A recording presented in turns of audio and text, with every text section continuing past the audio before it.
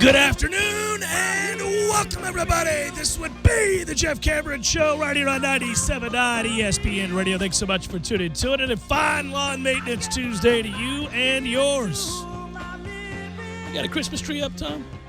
I mean, I say that because, you know, you and your girlfriend live together, and that's a good thing. I don't think I'm airing anything that you'd be upset about. But you know, when I was single, if you will, not married, and lived with my girlfriend, we didn't always put up a tree. Did you put up a tree? No, and we're supposed to this week. Got to do it today, right? Today I or know, tomorrow. I know. We got to get to the tree, Tom. Been sick, tired, Jimbo, Taggart. I know. You're right, and you just made me very anxious because I've forgotten, and it's gotten to Tuesday. Well, it's the 12th. You still got ample time. As in ample time, I mean today. You kind of got to get it today to really justify. Mother. You got to get the tree, man. Well, you see, I can do that once I go and I got my tree yesterday. Oh, is that what it was? Okay, yeah. Well, we had other mini trees around the house. My wife is very festive.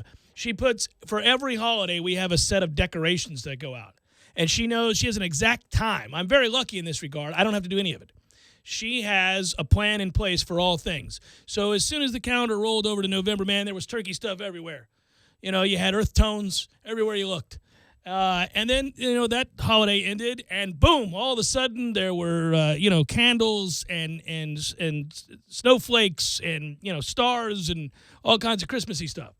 And I know as soon as that ends, there'll be something else. There's always something. I mean, we do it for everything. You name it. Man, we have a home association that is as strict as can be. That's not what you do. The only thing they let you do is put a wreath on the door. Anything else, on the outer portion of the what property. What else could you do besides put up lights? They won't let you put up lights? No, and they don't let you do the like those projector lights either. Well, what's that about? I don't know. It must be complaints from the neighbors because it's a townhome. So maybe so maybe the lights flash. They flash to the other person's window or something. I could understand. But they don't want you wrecking, the outer structure. So you can put lights in your window if you want inside. But yeah, anything on the outside of the property is like wreath on the door, and that's it. We've gotten 2 notices now. So I guess some people have been breaking the rules in the homeowners association. It's nothing worse than a homeowners association. Oh, losers, unbelievable, all of them. Never been around a normal one. But at the same time, necessary because we have a trash compactor for the entire development, right? And people don't use the thing the right way. They don't understand the concept to put it down the chute and hit the button. It's not hard. It's really not hard. It's not hard at all. And you'll see trash bags at the base of the door. Yeah, not what you do. I mean, people are pick it up. A-holes. Or dumb. I mean, that's just dumb. Yeah. You would have to be like over the top trying to piss people off to just decide, I'm going to ignore this rule and place my trash here. I'm just going to put it right there. I'm going to put it right there for the next person. That's amazing. We're online, ESPNTallahassee.com. That's where you're going to listen live via the streaming free always. Don't miss anything, but if you do miss something, we got you covered. All 3 hours going to be posted both to iTunes and our own audio vault upon the conclusion of the program. You can always email us as well, jcs@979espnradio.com. On Twitter, it's @JCameron Show, WTSM app for your mobile devices. And you can watch us perform the show on YouTube if you so please. Feel free. Fire away. Go to YouTube, type in ESPN Tallahassee, and you're good to go. Staggering numbers last night from the Dolphins' upset of the New England Patriots, including 0 for 11 on third down. And that's stunning given what Tom Brady represents in the game and who he is and what he's been in his career. To see a team led by Tom Brady go 0-11 on third down is, rarefied air. It's the third time this year that a team has gone 0 in a football game. The Raiders did it against Washington. The Colts did it against the Rams. Not surprising to hear the Colts did it. It is shocking to see the Raiders did it. But that's the kind of year they've had this year. And also, by the way, Tom Brady on third down last night, the old 30% completion percentage with a couple of picks. So the Dolphins upset New England, and if you're looking for an upset every year, look for the Dolphins getting points against New England especially at home, because for whatever reason, New England struggles in Miami. It doesn't matter if it's hot, not hot, beautiful evening like yesterday, windy, rainy, humid, doesn't matter. He just sucks down there. It's crazy. I can't explain it. It's bizarre. I don't know if it's the way the light shines, but the stadium's been transformed into looking something different. So he's never played in the same conditions really over and over again. It doesn't make any sense. No, it doesn't. It's a South Florida curse. Yeah, well, it's also a curse for Dolphins fans because that tells you they're just good enough to be disappointing. You know what I mean? And they're good enough to consistently beat Brady. Brady's lost 4 of his last 5 games in Miami. That's weird. Tom Brady and the Patriots don't lose to anybody. Like, literally, they set records for winning games on the road. They had just broken or had the second best record on the road in NFL history. 14 consecutive road wins, and then they lose this game. It's weird. It's just weird. That doesn't make any sense. He is now, in his career against Miami on the road, Tom Brady is sub 500. He is 7-9 in road games against the Dolphins. He's had more road losses against Miami than any team and more than he has against the Jets and Bills in the same division combined in his career. Maybe he likes South Beach. I don't know. Maybe he takes a weekend off. That guy does not take a weekend off of guzzling water. That's all he does. He sits around playing football, training for football, drinking water, and wearing shoes that women wear. I mean, that's what Tom Brady does. There's no way, right? He's not taking a break in South Beach. Maybe it's the one time. I mean, how else can you explain it? Uggs? Was he wearing Uggs? Man, I don't know. I'm the wrong person to ask about shoes. I think they were called Uggs. I just remember when I remember the modeling picture that came out. I was like, Tom, good Lord, sir. I mean, I get it. It's fashion, whatever. But those shoes, they're ugly to boot. It's not like they're even styling. They're ridiculous. You know, by the time we get to about 2032, this will be 2 years after Tom Brady retires. The books coming out on that guy are going to be fascinating because he's a weird cat. He's a weird guy, and we don't really talk about that because all he does is win. But when you listen to his philosophies on health, life, preparation, water, always alkalinity, always water, nutrition, the dude is weird. He's just wired differently. Yeah, no, when you read that article and you read into some things that he said in the past, there's no doubt. I think that it is probably applied across the board in any sport or maybe field. If one is the very best at what they do, no matter what it is, they're weird. They're hard to relate to. Whether that's, there's no way to quantify who's the best musician of all time, but typically speaking, those that we hold in such regard have idiosyncrasies that we would find fascinating, right? Certainly the best in any particular sport or position. Like if you really want to dwindle it down to Jerry Rice, everybody like Jerry Rice is a nice guy. Jerry Rice is freaking crazy. He's nuts. Go delve into Jerry Rice. He's nuts. And you could do this, Michael Jordan. Cuckoo. Yeah. Insane. Licking Cinnabons and stuff like that on a set of a commercial so nobody else can have any. Yeah. Who does that? Who's licking the pastry so that nobody else can have any while you shoot a Gatorade commercial? Michael Jordan, that's who. Licking cinnamon buns. You know who'd hate him? Everybody. Steve Adazio especially. Ooh. That's my pastry. Yeah, he'd be livid. Put down my pastry. But that's nuts. That's wackadoo. 3 o'clock in the morning watching Westerns, drinking wine, smoking a cigar, trying to talk to your dead dad. That's crazy. That's Michael Jordan. That's what he's doing. So, meanwhile, Tom Brady had 5 hours ago zipped himself up in some sort of hyperbaric chamber with a TB12 jumpsuit, which neutralizes his alkalinity for sleep, which provides maximum sleep quality. Well, who knows what he did after last night's performance, because that thing was such a dud, he may have decided to reach deep into the bag of tricks of lunacy. I pictured Tom Brady's sleep habits and apparatus to be similar to that of Lebowski. They go into the guy's house. Yeah, he's hooked up to all the machines. Now that's because he's in poor health.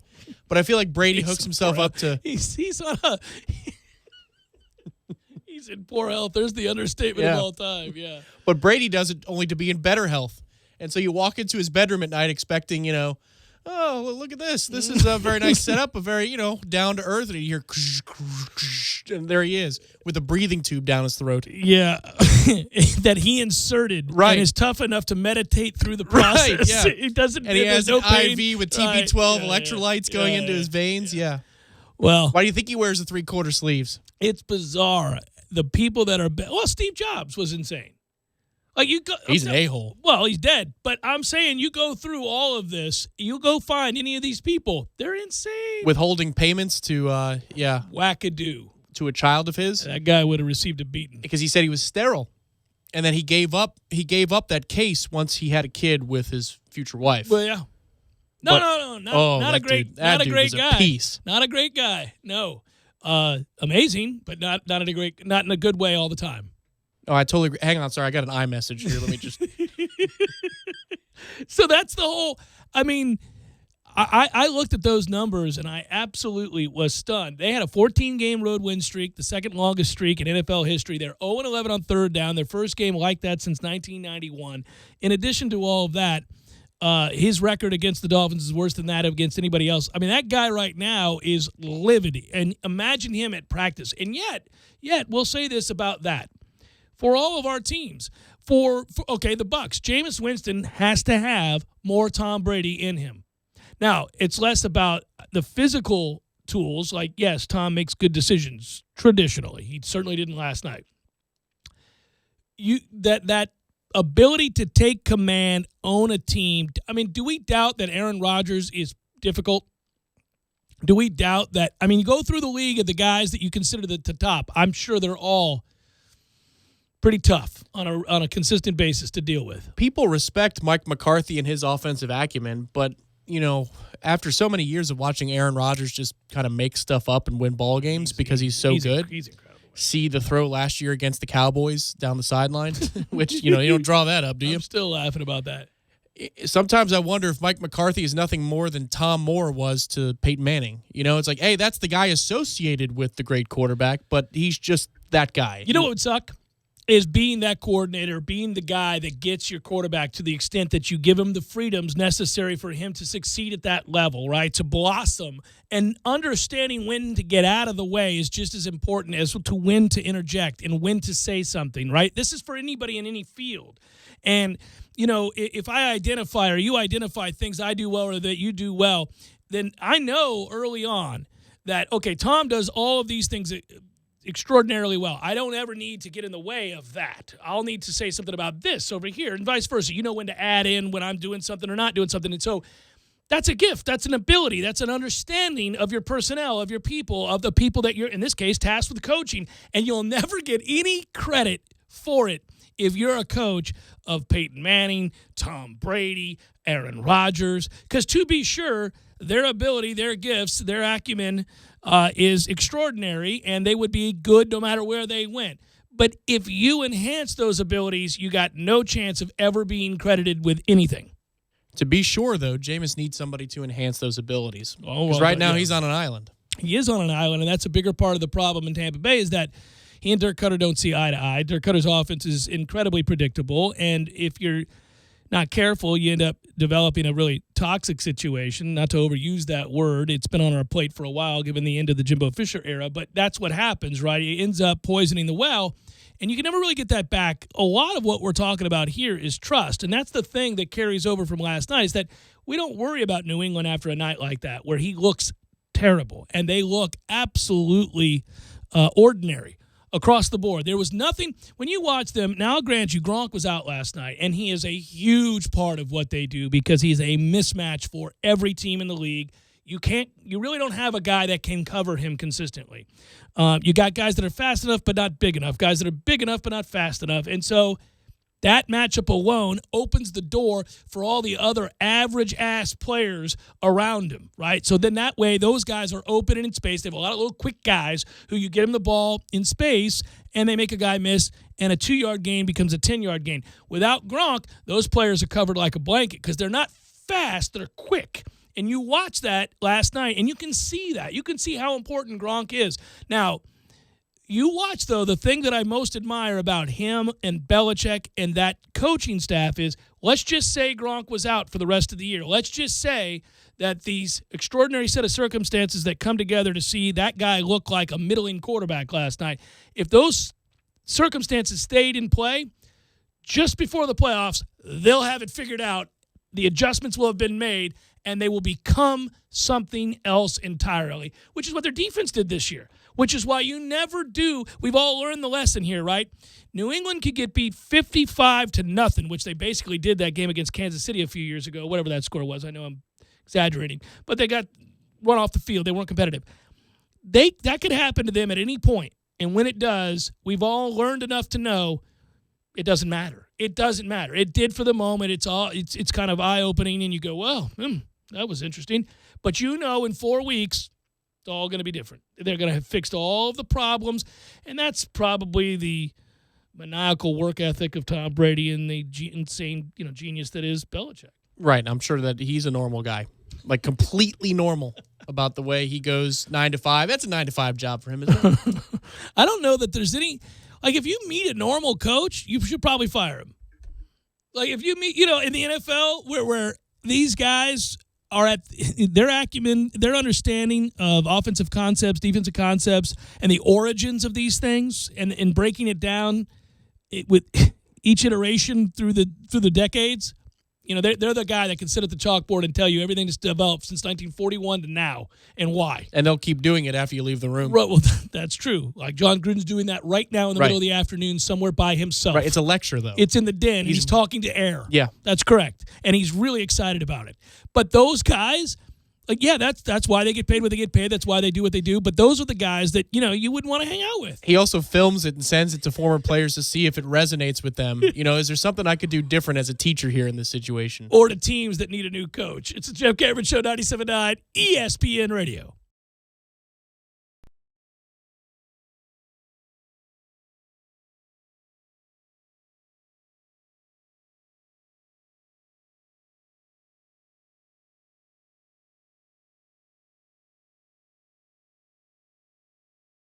When you're in need of auto repairs, look no further than Nice Tire and Auto Service. Nice has been in business for 16 years with long-term, knowledgeable sales associates. They have the latest wheel balancing machine in the industry. And for passenger vehicles, they service AC, brakes, suspension, tune-ups, and much more. Never sit through a long wait. Nice Tire and Auto has 10 service bays to get you back on the road quickly. If you have tire problems, check out their large inventory with various Goodyear and Michelin tires. Nice Tire and Auto Service, 4792 Bluntstown Highway, 574-4100. Landowners, only Mahindra, the makers of the toughest utility vehicles on earth, can give you the best year-end deal on earth.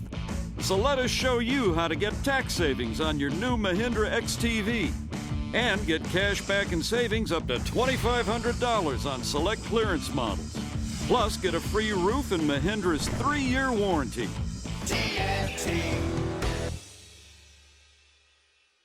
I'm talking tough, like a state of mind. Tough, like a soldier on the front line. Tough when it gets rough, like my Ford truck, always enough. I'm talking tough. Franklin Spring Creek Ford, the place to find your next truck in southern Georgia.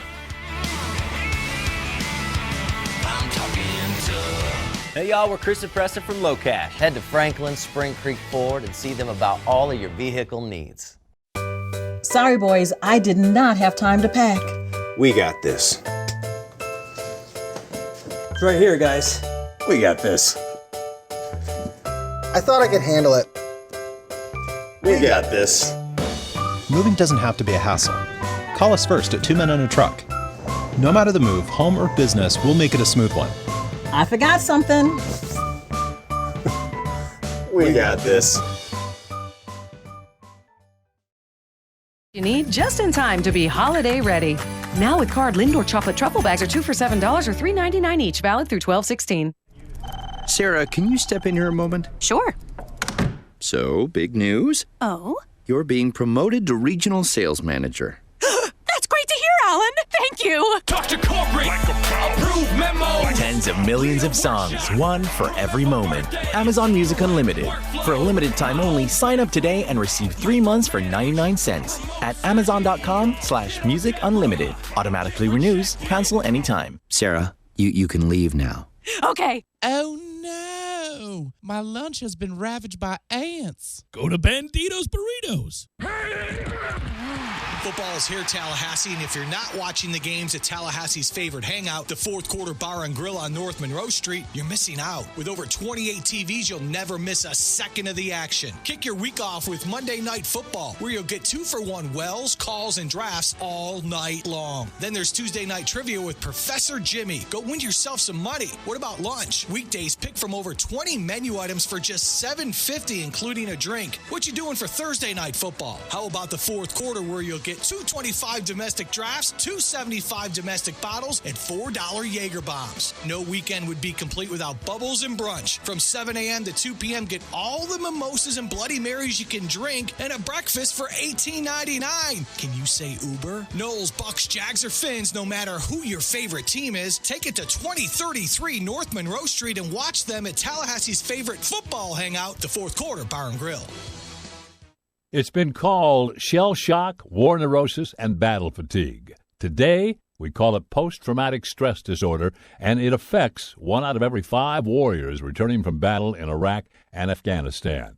The Wounded Warrior Project offers comfort and support for warriors with PTSD and all other scars of war, whether those scars are visible or hidden. Find out how to help, because for warriors, the greatest casualty is being forgotten. Please visit woundedwarriorproject.org. You don't know until you hear from Bo.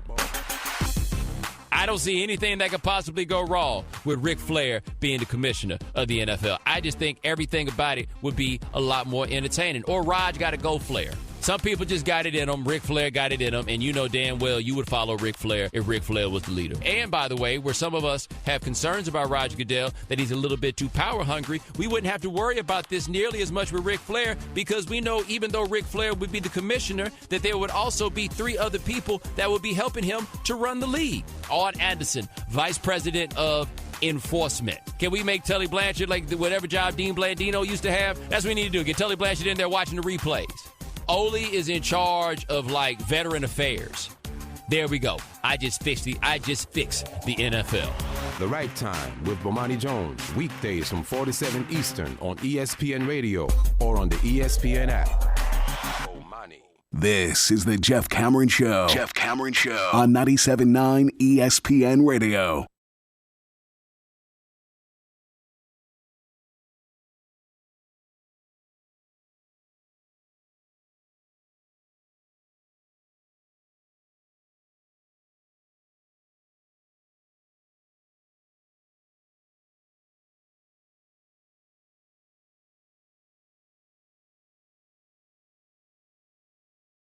Hey, Taggart on the road, recruiting, and recruiting. Also doing some more recruiting to go along with the recruiting. And that will be the news on a daily basis. Those that he reaches out to, those that he talks to, the in-home visits, the pictures that go with. You know, I think if I were Willie Taggart, I would likely not have a Twitter account. You don't think he's managing that account, do you? Right now, I would assume he is. I think that's all hands on deck right now, because he doesn't have his support staff in, and he doesn't have assistant coaches, and he needs to get the message out in a critical 2-week period. I don't know, man. You know how crazy it is to allow the general public to talk to you and you're a head coach? I think he's using it as a weapon. Of course. He knows how to use it. I think he's going to continue to, and that's a new approach here completely. Without question, but you don't. Like, he's not reading it. He's just tweeting out what he needs to tweet out and rolling on Big River. Yeah, and then he hopes he gets, a direct message from a recruit who says, well, tell me more, Coach Taggart. Right. Well, most people are looking to turn the corner towards who he's, what staff he's putting together. And, again, I'll just say I don't think you're really going to get a good answer on that until after the bowl game, which is the 16th, because Oregon plays on the 16th. Boise State, the matchup there. Should be a fun game, actually. But once that happens, you would figure that Jim Leavitt, whether or not he's staying at Oregon or moving on, that domino will fall. And once that falls, that opens the door for everything else. Every day that goes by and Oregon does not announce an extension for Jim Leavitt or a new contract, new terms, is a good sign for Florida State, because they have the power to do that at any moment. He's still coaching the team actively, so they would want to. They would encourage Jim Leavitt to sign and say, let's make the announcement now so that we can project to our recruits who we're going to see in a week's time, you're not going anywhere. Let's kill the uncertainty. The fact that he hasn't done so That's yet, a real good sign. That's a good sign. That's a real good sign. That's exciting, man. The more you think on that, the more you realize that that's going to be a big boon for Florida State. I just think back to the underutilized aspects of this athleticism on this staff. On this unit, how talented this defense could have been, should have been, and in reality was the production lacking in critical moments. All I really ever used to complain about more than anything else wasn't so much, well, there's the obvious inability to get stops in the fourth quarter of big games. That's a big deal. But the lack of attacking when you have the better athletes, when you have the size up front to eliminate aspects of the game, and then that in turn should allow you to attack with predictable downs and distance. We just didn't see the attacking nature of a defense that, for me, we always talk so much about what an offense needs to do to put a defense on its heels and the way you'd like to see that executed, no matter the style of offense, right? So much of the words that go into describing effective offenses are about putting defenses in conflict and back on their heels, attacking them in a certain way. But that's the way you also describe defense when you win first down. And we won first down so often this year because of guys like Noddy in the middle, and then couldn't capitalize in producing turnovers, producing sacks, attacking plays that cause those things in games to flip. That's what I want to see us be moving forward with the athletes we have. It's what we were in 13. It's what we've been before. It's what needs to play here. Yeah, I think, both sides of the ball we weren't attacking. And you can talk about injuries and a true freshman quarterback here this year, but we had an approach for a little while in the middle of the season, which was to run the ball right at you. I mean, we're coming right at you here with two backs who are really, really good, and let's see if you're good enough to stop us down in and down out. Yeah. And instead, we gave way to shotgun sets and a lot of outside zone, which is long developing and more passive and finesse. It can be effective if you have the right personnel to run it. Hell, we've had that right personnel here a bunch under Jimbo Fisher. So don't get me wrong, it works at times. It didn't work for this team. So on both sides of the ball, you really didn't have that type of ferocity. And yeah, here's hoping that the defense can be that way, because if you're going to be running maximum amount of possessions and plays kind of football, you're going to have to generate turnovers and splash plays on defense, and you can only do that with an attacking mentality. Also, I just think, by the way, I understand what he said at the press conference, but again, I've been going back and looking at tempo, going back and looking at his offenses throughout the course of his career. Willie's not always running breakneck. So I think that has a lot to do with personnel, has a lot to do with the makeup of your team, how much he's – now, are we going to be faster? Without question. Thankfully, a lot faster. But this idea that we're going to be top 5 in tempo, top 10 in tempo that I have people emailing me about, I'm not so sure. We'll see. Big part of that will be who's your quarterback. Well, yes, these will be questions for spring and fall once he is able to assess the personnel. But, I mean, the theory question, he made no bones about it. Yeah, Gulf Coast offense. I know what he said, but I also know what he's done. Right. The only time he wants to go slow is in the 4-minute. I mean, that's what he said at the presser. I was like, whoa, okay. Yeah, he likes to score and score fast. Those things read well. They sound great. Not something anybody can really disagree with. What's wrong with scoring and scoring often? Nobody's ever going to disagree with that. But there's a time and a place to run breakneck, and I don't really think that's what he's implying. I'm just clarifying what I think some people came to believe after that press conference. I don't think that means the way that it – I don't think he means what some people think he means. I think he means, yeah, we're going to play up-tempo. We're going to have more at-bats because we got better players. So we're going to play to that. By and large, that will be an overriding philosophy, which makes sense, which was part of a complaint we had before.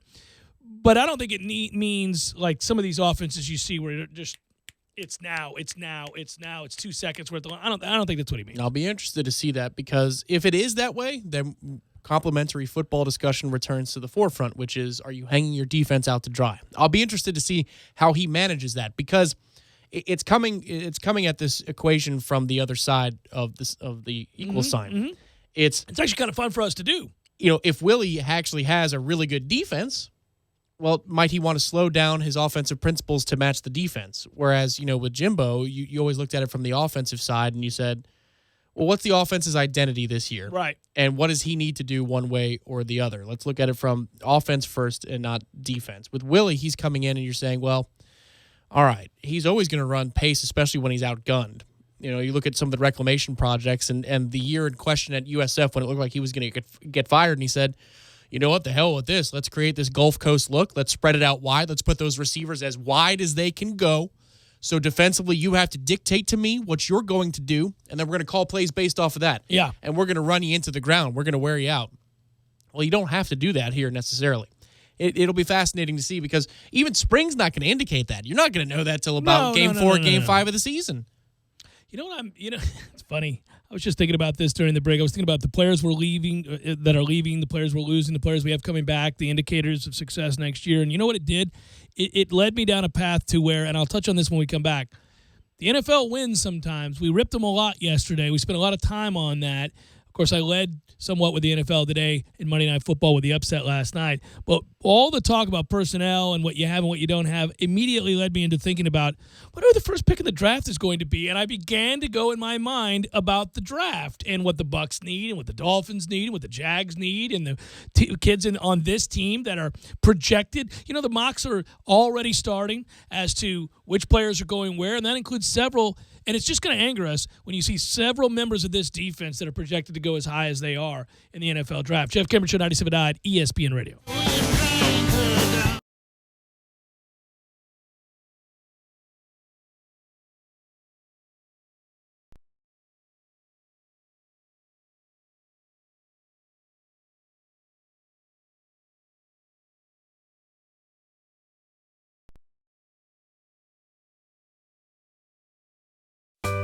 Sorry, boys, I did not have time to pack. We got this. It's right here, guys. We got this. I thought I could handle it. We got this. Moving doesn't have to be a hassle. Call us first at 2 Men and a Truck. No matter the move, home or business, we'll make it a smooth one. I forgot something. We got this. When you're in need of auto repairs, look no further than Nice Tire and Auto Service. Nice has been in business for 16 years with long-term, knowledgeable sales associates. They have the latest wheel balancing machine in the industry. And for passenger vehicles, they service AC, brakes, suspension, tune-ups, and much more. Never sit through a long wait. Nice Tire and Auto has 10 service bays to get you back on the road quickly. If you have tire problems, check out their large inventory with various Goodyear and Michelin tires. Nice Tire and Auto Service, 4792 Bluntstown Highway, 574-4100. Landowners, only Mahindra, the world's #1 selling tractor, can give you the #1 year-end deal. Let us show you how to get tax savings on the toughest tractors on earth and get up to $7,400 in discounts along with Mahindra's 7-year warranty. Plus, get an Emax 22 with mid-mower for just $134 a month.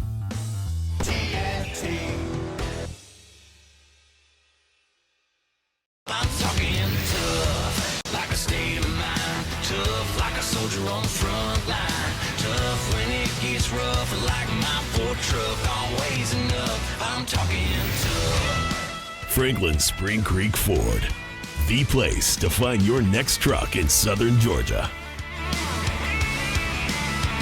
I'm talking tough. Hey y'all, we're Chris and Preston from Low Cash. Head to Franklin Spring Creek Ford and see them about all of your vehicle needs. Eater's favorite, the Corner Pocket Bar and Grill. He's gone! Home of Trivia Tuesday, Beer Bingo Thursday, and the daily $7.99 lunch special. Barry knows cool, he's keeping you comfortable. Barry knows cool, you can put him to the test. Seasons change, but your confidence in your home comfort system shouldn't. When you turn to the experts at Carrier and Barano Heating and Air, you'll be comfortable in your home all year long. This winter, take advantage of great rebates and 0% APR financing for 36 months. Learn more online at BaranoAC.com. Barano Heating and Air Conditioning. Florida license number CAC 057652. At Whole Foods Market, we believe in real food. Food that's full of nutrients. Naturally vivid and colorful, fresh and delicious. Food that connects you to your body, to the seasons, and to the natural world. We believe food should nourish you and help you think. It should help you feel calm, clear-headed, and strong. It should help you do more, sleep better, and wake up happier. That's food that lives up to its name. We believe in real food. Whole Foods Market. Nice shot there, Dickie Lang. I'm sure you'll get out of the bunker this time. Here's Cameron from 160. Maybe a 9-iron. No, it's an 8-iron. Probably just hitting it 3/4. It's the season for some pornos. La la la la la la la la. Eddie? What in the world are you doing here? You don't even golf. Be that as it may, Jeff, my holiday spirit knows no bounds. I come bearing gifts. Outstanding. What do you have there, sir? 3 gifts. Gold, frankincense, and mahi fingers for all. Gold and frankincense not included. Very thoughtful of you, Eddie. You don't have to do this, man. That's what we do, man. This is the holiday season. This is the time when you show the people you love and the people that you care about just how much they mean to you. You're absolutely right. I'm glad we get to share this with the community together. Well, that's why I'm here, bud. Well, that. And I want to use that driver you got. It's par 3, Eddie. Not using the driver. 7! Gordo's, bringing the flavor and flair of Cuban food to Tallahassee since 1996. It's that time of year again where you have to shop for the naughty and the nice. Make it easy. Super Lube it and get rewarded with a free oil change. Right now, visit any of the 19 area Super Lube locations, buy 3 oil changes, and get 1 free. Keep it or give that free oil change to a car lover on your list. Hurry in and make shopping easy with a free oil change from Super Lube. You'll be glad you did. They change more than just 10 minutes. Boy, this place is sure convenient. How I love to Super Lube my car, lube my car. How I love to Super Lube my car. Yes, sir. Escúchame, it is Dan Levatar Show on ESPN Radio. Mike Ryan was making fun of me during the break because he was saying I was making weird noises during our Stephen A. Smith cut-in. What was weird about them, Mike? Let me write them down, Max. Since I said that commentary that we played, J.R. Smith had 3 games against Chicago, Brooklyn, the New Orleans Pelicans. In what those is that? 3 what games, he combined to shoot 3 of 20 from the field, 2 of 15 from 3-point range. All right, what is that? Am I soaring? I'm soaring on a roller coaster. Unicorn. What'd you do in the woods this weekend, man? Not what you think. Because I think many of you think like I was doing ayahuasca or something, or praying to goats or something. I wasn't doing any of those things. I was just listening to music. The Dan Le Batard Show, weekdays at 10 a.m. on 97.9 ESPN Radio. This is the Jeff Cameron Show on 97.9 ESPN Radio.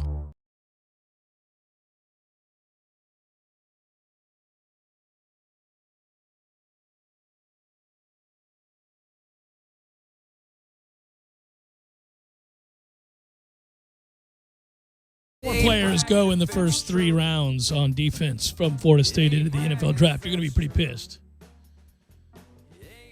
Yeah, I think that's fair to say.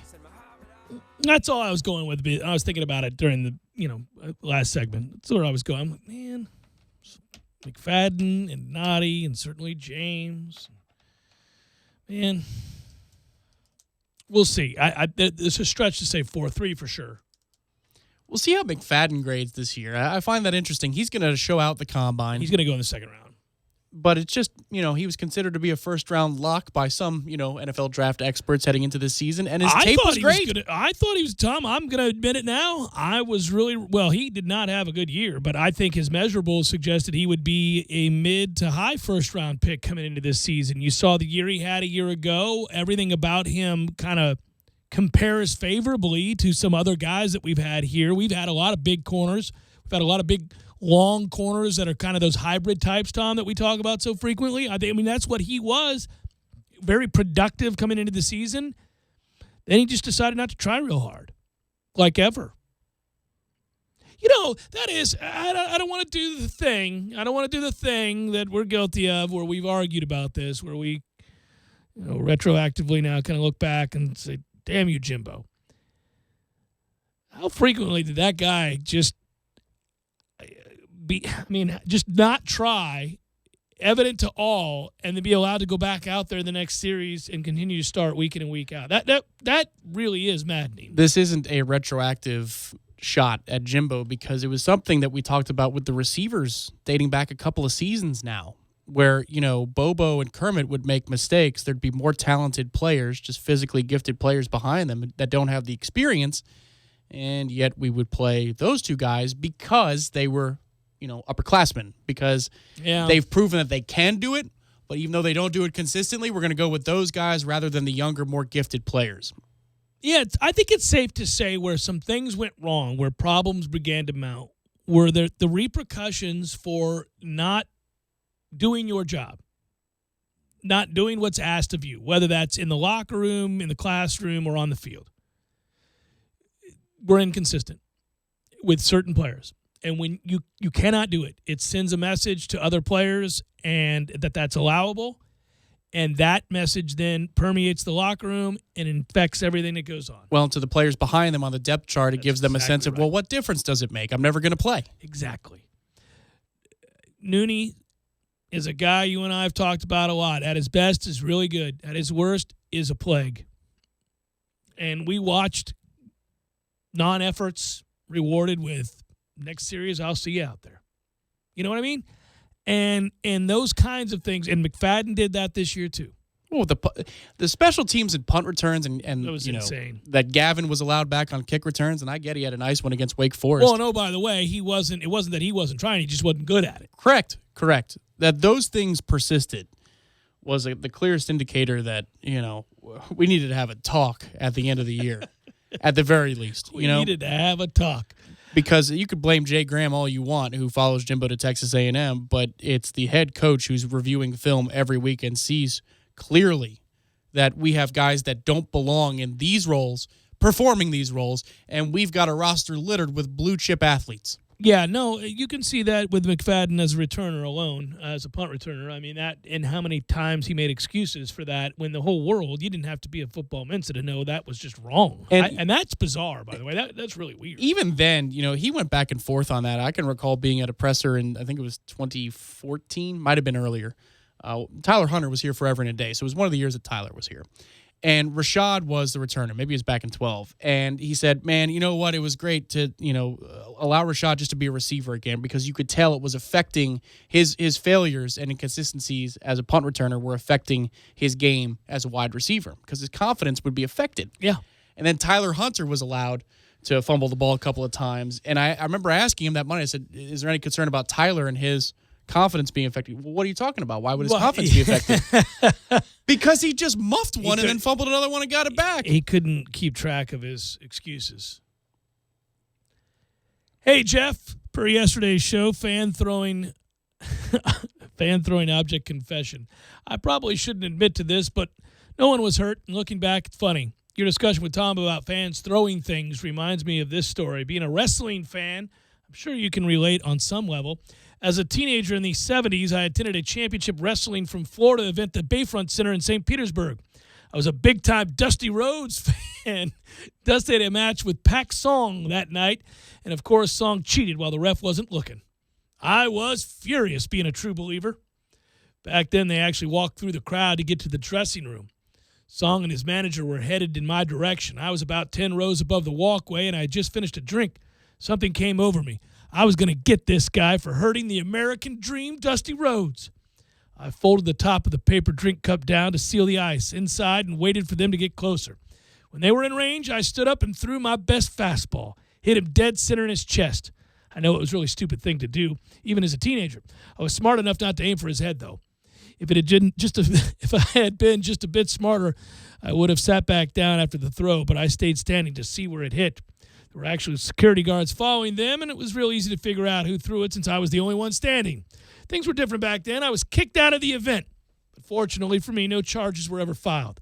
I would never be stupid enough to throw anything at an athlete again, and looking back, I wish I hadn't done it. Pak Song was a big dude, by the way. He didn't even flinch. Thank you, Jim. Good story. Wrestlers are used to getting things thrown at them. Oh, absolutely. I mean, the good ones elicit that kind of insane response to where it's uncomfortable. Look at the ring when the NWO is unveiled and Hogan goes heel.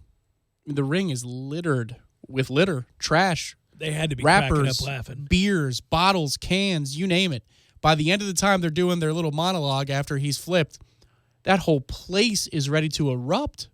It's It's its own kind of spectacle. Hey, Jeff, I'm a couple of years older than you, but I remember Dave Parker's many troubles, some unbelievably with his home fans, like they happened yesterday. And I've never been a Pirates fan. The old days in this case were much worse than today. Transistor radio batteries? Damn it, man. Best, Bob. I'm not saying there weren't incidents. I'm talking about the frequency with which fans now throw cups and drinks and beers and the like at players entering the tunnel. Yeah, you want great footage. I think it's in the Dallas, Minnesota playoff game. It's a famed game. I'm trying to think if it's Pearsall. I can't remember who it was. Drew Pearson, I think it might be, who catches the Hail Mary from Roger Staubach. It's a famed footage. You've seen it. It's muddy and freezing cold. It's a one-handed catch. It looks like offensive pass interference. Dallas wins the game on the play. They have, on NFL Films, slowed it down to where you see a bottle of Jack Daniels being thrown out of the stands by fans at the officials. Like a bottle of you just see it twirling through. 2 fingers, baby. Yeah. You can see it. Like, I've seen the footage where they super slow-mo. This bottle of Jack is just flying through the air at officials. Man, the old Thunderdome in the 90s with the Lightning, Mm-hmm. I remember being at a game, and there was this official that it was uncanny how many calls went against Tampa when this guy was there. I mean, it wasn't just me being a kid. People had identified him. Paul Stewart was his name. And he was actually a goon of a player in his time. So the irony was he became an official. And he called us for goaltender interference on a play where there's nobody in the crease at all. And the fans are losing it.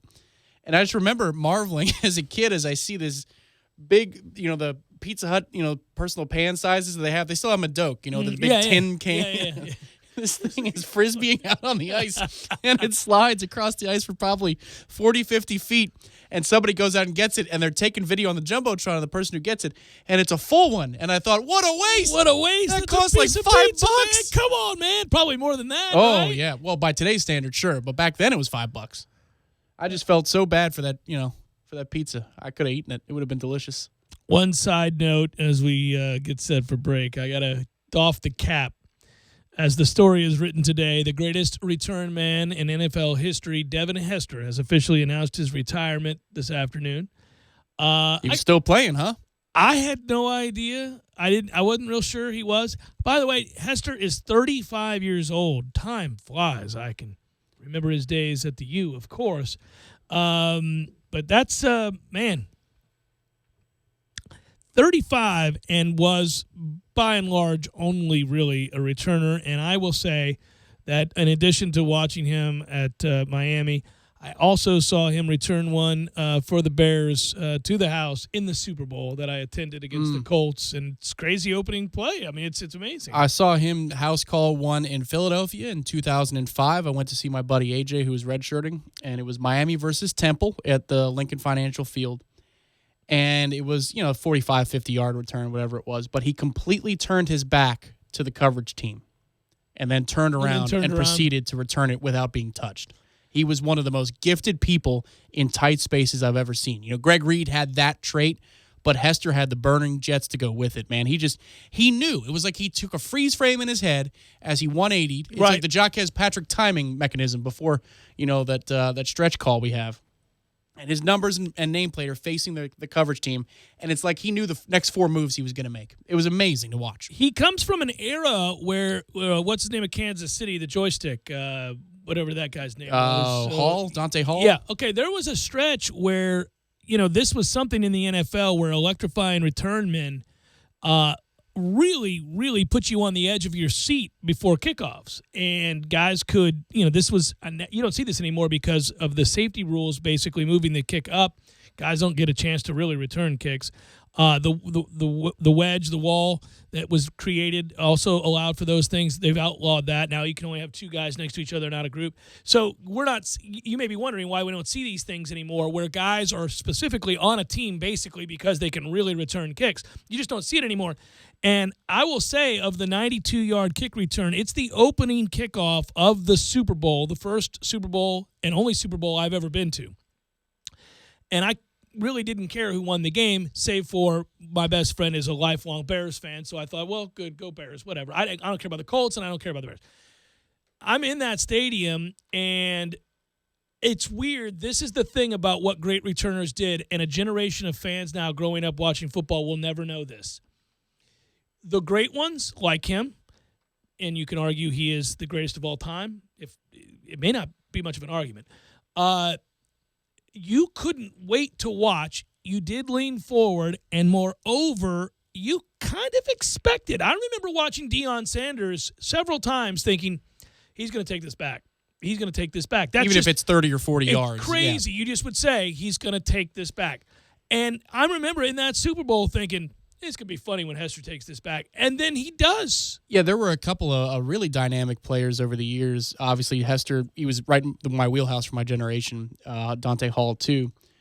But there was the beer truck guy from Carolina. He hate me. He was pretty good at it. But the best thing that they all did, you wouldn't be surprised if they got to the 30. You wouldn't be surprised if they got to the 35 or the 40. Once they got to midfield, that's when you were like, oh, this is a good return. But nothing would surprise you if they, made one guy miss and they got up to really, really good field position. Now, the way kick returns go, doesn't happen. If they get past the 25, you go, nice. Oh, nice. Well, how about that? That's this was a rarity. A good decision. Hester had 37 regular season touchdowns in his career. 20 of those came on either a kick or punt return. No player in league history has ever recorded more non-offensive touchdowns. You know who's next closest? That's right. Deion Sanders had 19, either on defense or kick returns. So that makes perfect sense. Third all-time in punt return yards, 7,333 kickoff return yards. That's 11th most all-time. He returned 14 punts for scores. That's the most of all time.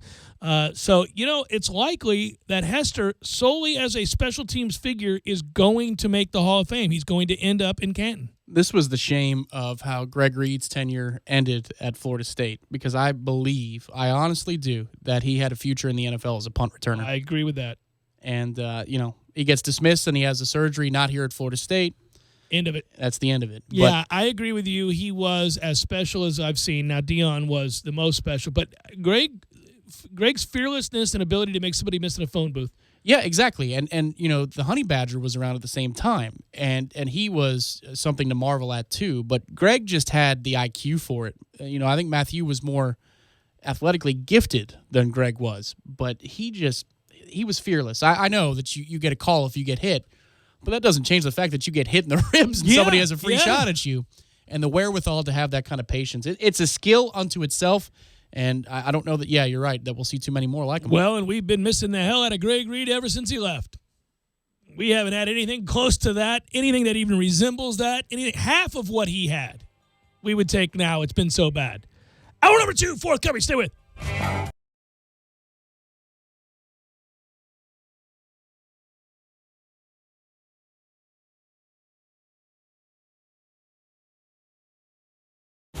Something sometime, one thing leads to Need a plate? When you're in need of auto repairs, look no further than Nice Tire and Auto Service. Nice has been in business for 16 years with long-term, knowledgeable sales associates. They have the latest wheel balancing machine in the industry. And for passenger vehicles, they service AC, brakes, suspension, tune-ups, and much more. Never sit through a long wait. Nice Tire and Auto has 10 service bays to get you back on the road quickly. If you have tire problems, check out their large inventory with various Goodyear and Michelin tires. Nice Tire and Auto Service, 4792 Bluntstown Highway, 574-4100.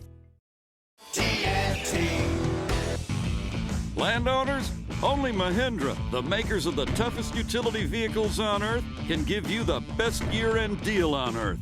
So let us show you how to get tax savings on your new Mahindra XTV and get cash back and savings up to $2,500 on select clearance models.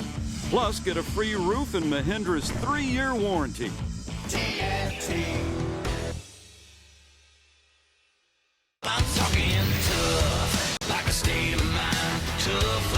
soldier on the front line.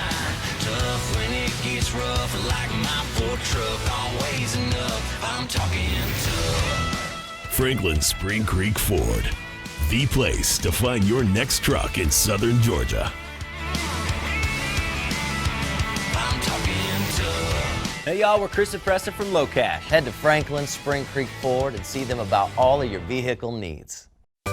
Sorry, boys, I did not have time to pack. We got this. It's right here, guys. We got this.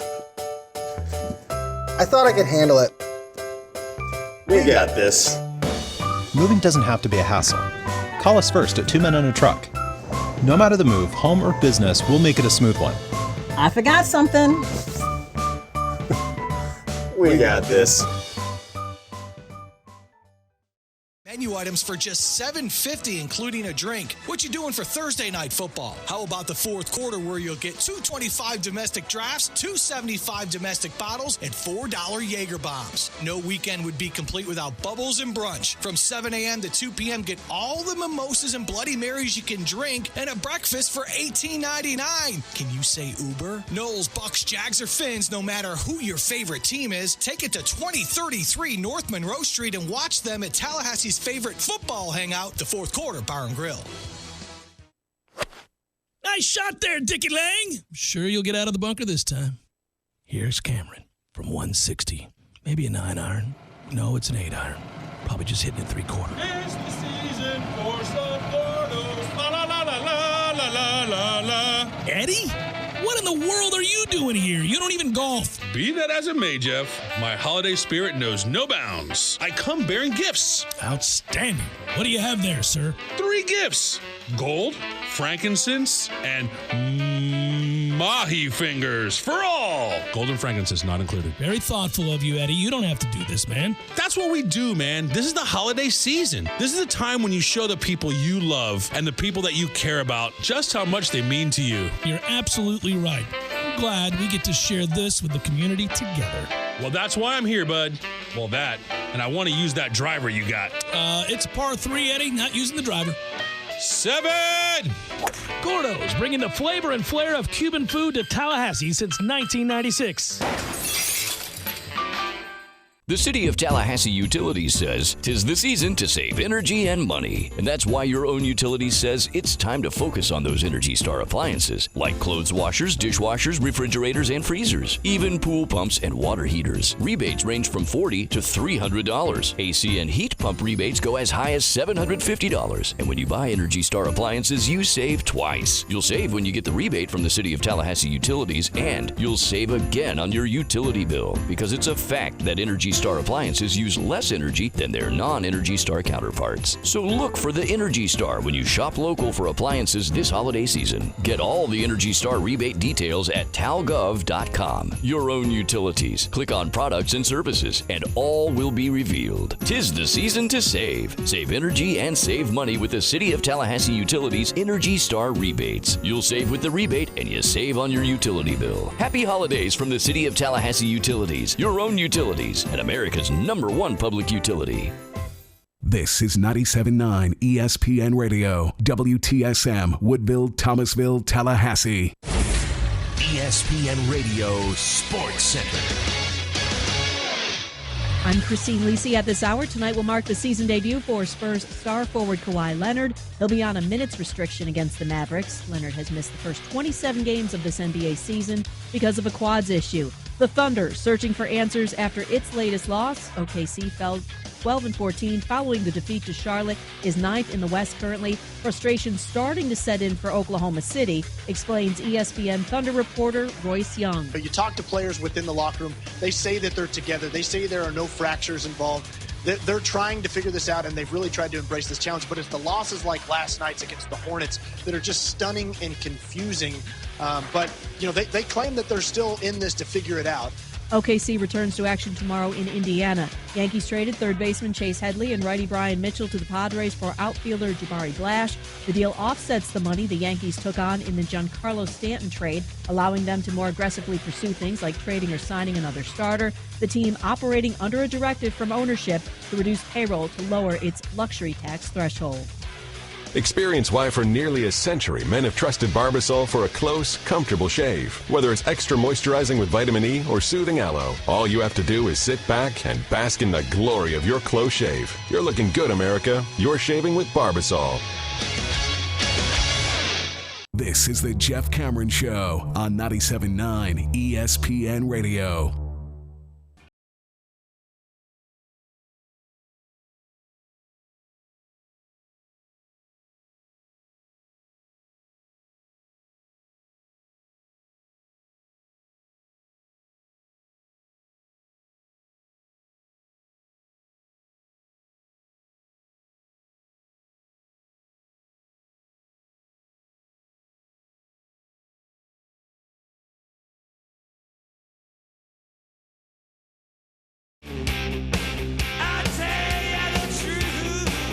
Hour number 2, Jeff Cameron Show, 97.9 ESPN Radio. Happy Lawn Maintenance Tuesday to you and yours. We're online at ESPNTallahassee.com. You can go there. You can listen live. Or if you missed the show, shame on you, but it happens. We're all busy. Go find it. We'll post it all 3 hours, both on iTunes and in our own audio vault. We all right on that front, man? What's going on with the posting system? We've had some oddities, right? Any number of headaches with the podcast system over I know the it's last a headache week for and a you half. too, by the way. I feel for you because I know you're the one dealing specifically with the people at Hipcast. But it's not lost on me. But we got that all worked out? For the most part, there's a posting hiccup that we're looking at. There's nothing better than getting home at 6:30 and saying, "Where's the show? Come on, T-Lane, sit where's down. the show? I'm about to have some dinner, and I just check the mentions just in case everything's okay. There's no hour 1, 2, 3. Have you done a show in a week? What's going on? I know. I'm working on it, man. But Matthew is the one who executes the function. So just as you're saying, Tom, I know you're the one who is the middleman. Well, Matthew, he's the one who swings the axe and gets the thing done. So you got to make sure that everybody involved gets a pat on the back. Well, lots of people, not named me, are the ones doing all that work. I'm aware of that. I just happen to show up in the mentions when people are clamoring for the show. And I say, well, why isn't the show getting to the people? Well, it's important that you retweet when we have complaints because then you'll get them for sure. That's a big swinging stick right there, buddy. 15,000 followers telling Hipcast, here's what you need to do. Let's get it done, baby. Stop screwing around. In truth, I probably would have switched to a different podcasting service years ago, but they have unlimited space and we have like 87 podcasts. So, So we need the unlimited space. Well, when it comes to budget meetings, which were pushed back to next week, that's... by the way, it was great. We had a complaint this week, or maybe I don't know if it originated this week. It might have been at the end of last week. A guy is upset that the hashtag a-hole thing we use. I think he thinks I'm the one saying that. No, it is on the show. We use it. But that's Bob Lee. That's the great Bob Lee. You can't complain about the great Bob Lee. Hashtag a-hole. Yeah. That's Bob Lee. You want to complain to ESPN Corporate about hashtag a-hole, well, then they're going to have to fire Bob Lee, not me. Hashtag a-hole. He said that for the nation to see. Right in the middle of the afternoon, I might add. Yeah, outside the lines in the Daily Show they have. This guy's sensibilities, they were somehow challenged, and he struggled with it. In truth, I said a-hole in the beginning of the show today. Did you? Yeah. Did you? Got to be careful, man. You and Bob Lee are just, a problem. I'm a Catholic. I'll say 2 Hail Marys and an Our Father. Oscar Pistorius injured in prison fight over use of public telephone. Is a great headline. I like that headline. I like reading about prison fights for some reason. I don't know why, especially when they happen to murderers. But Pistorius, of course, probably at a disadvantage in that fight, I would think. But he only suffered a bruise.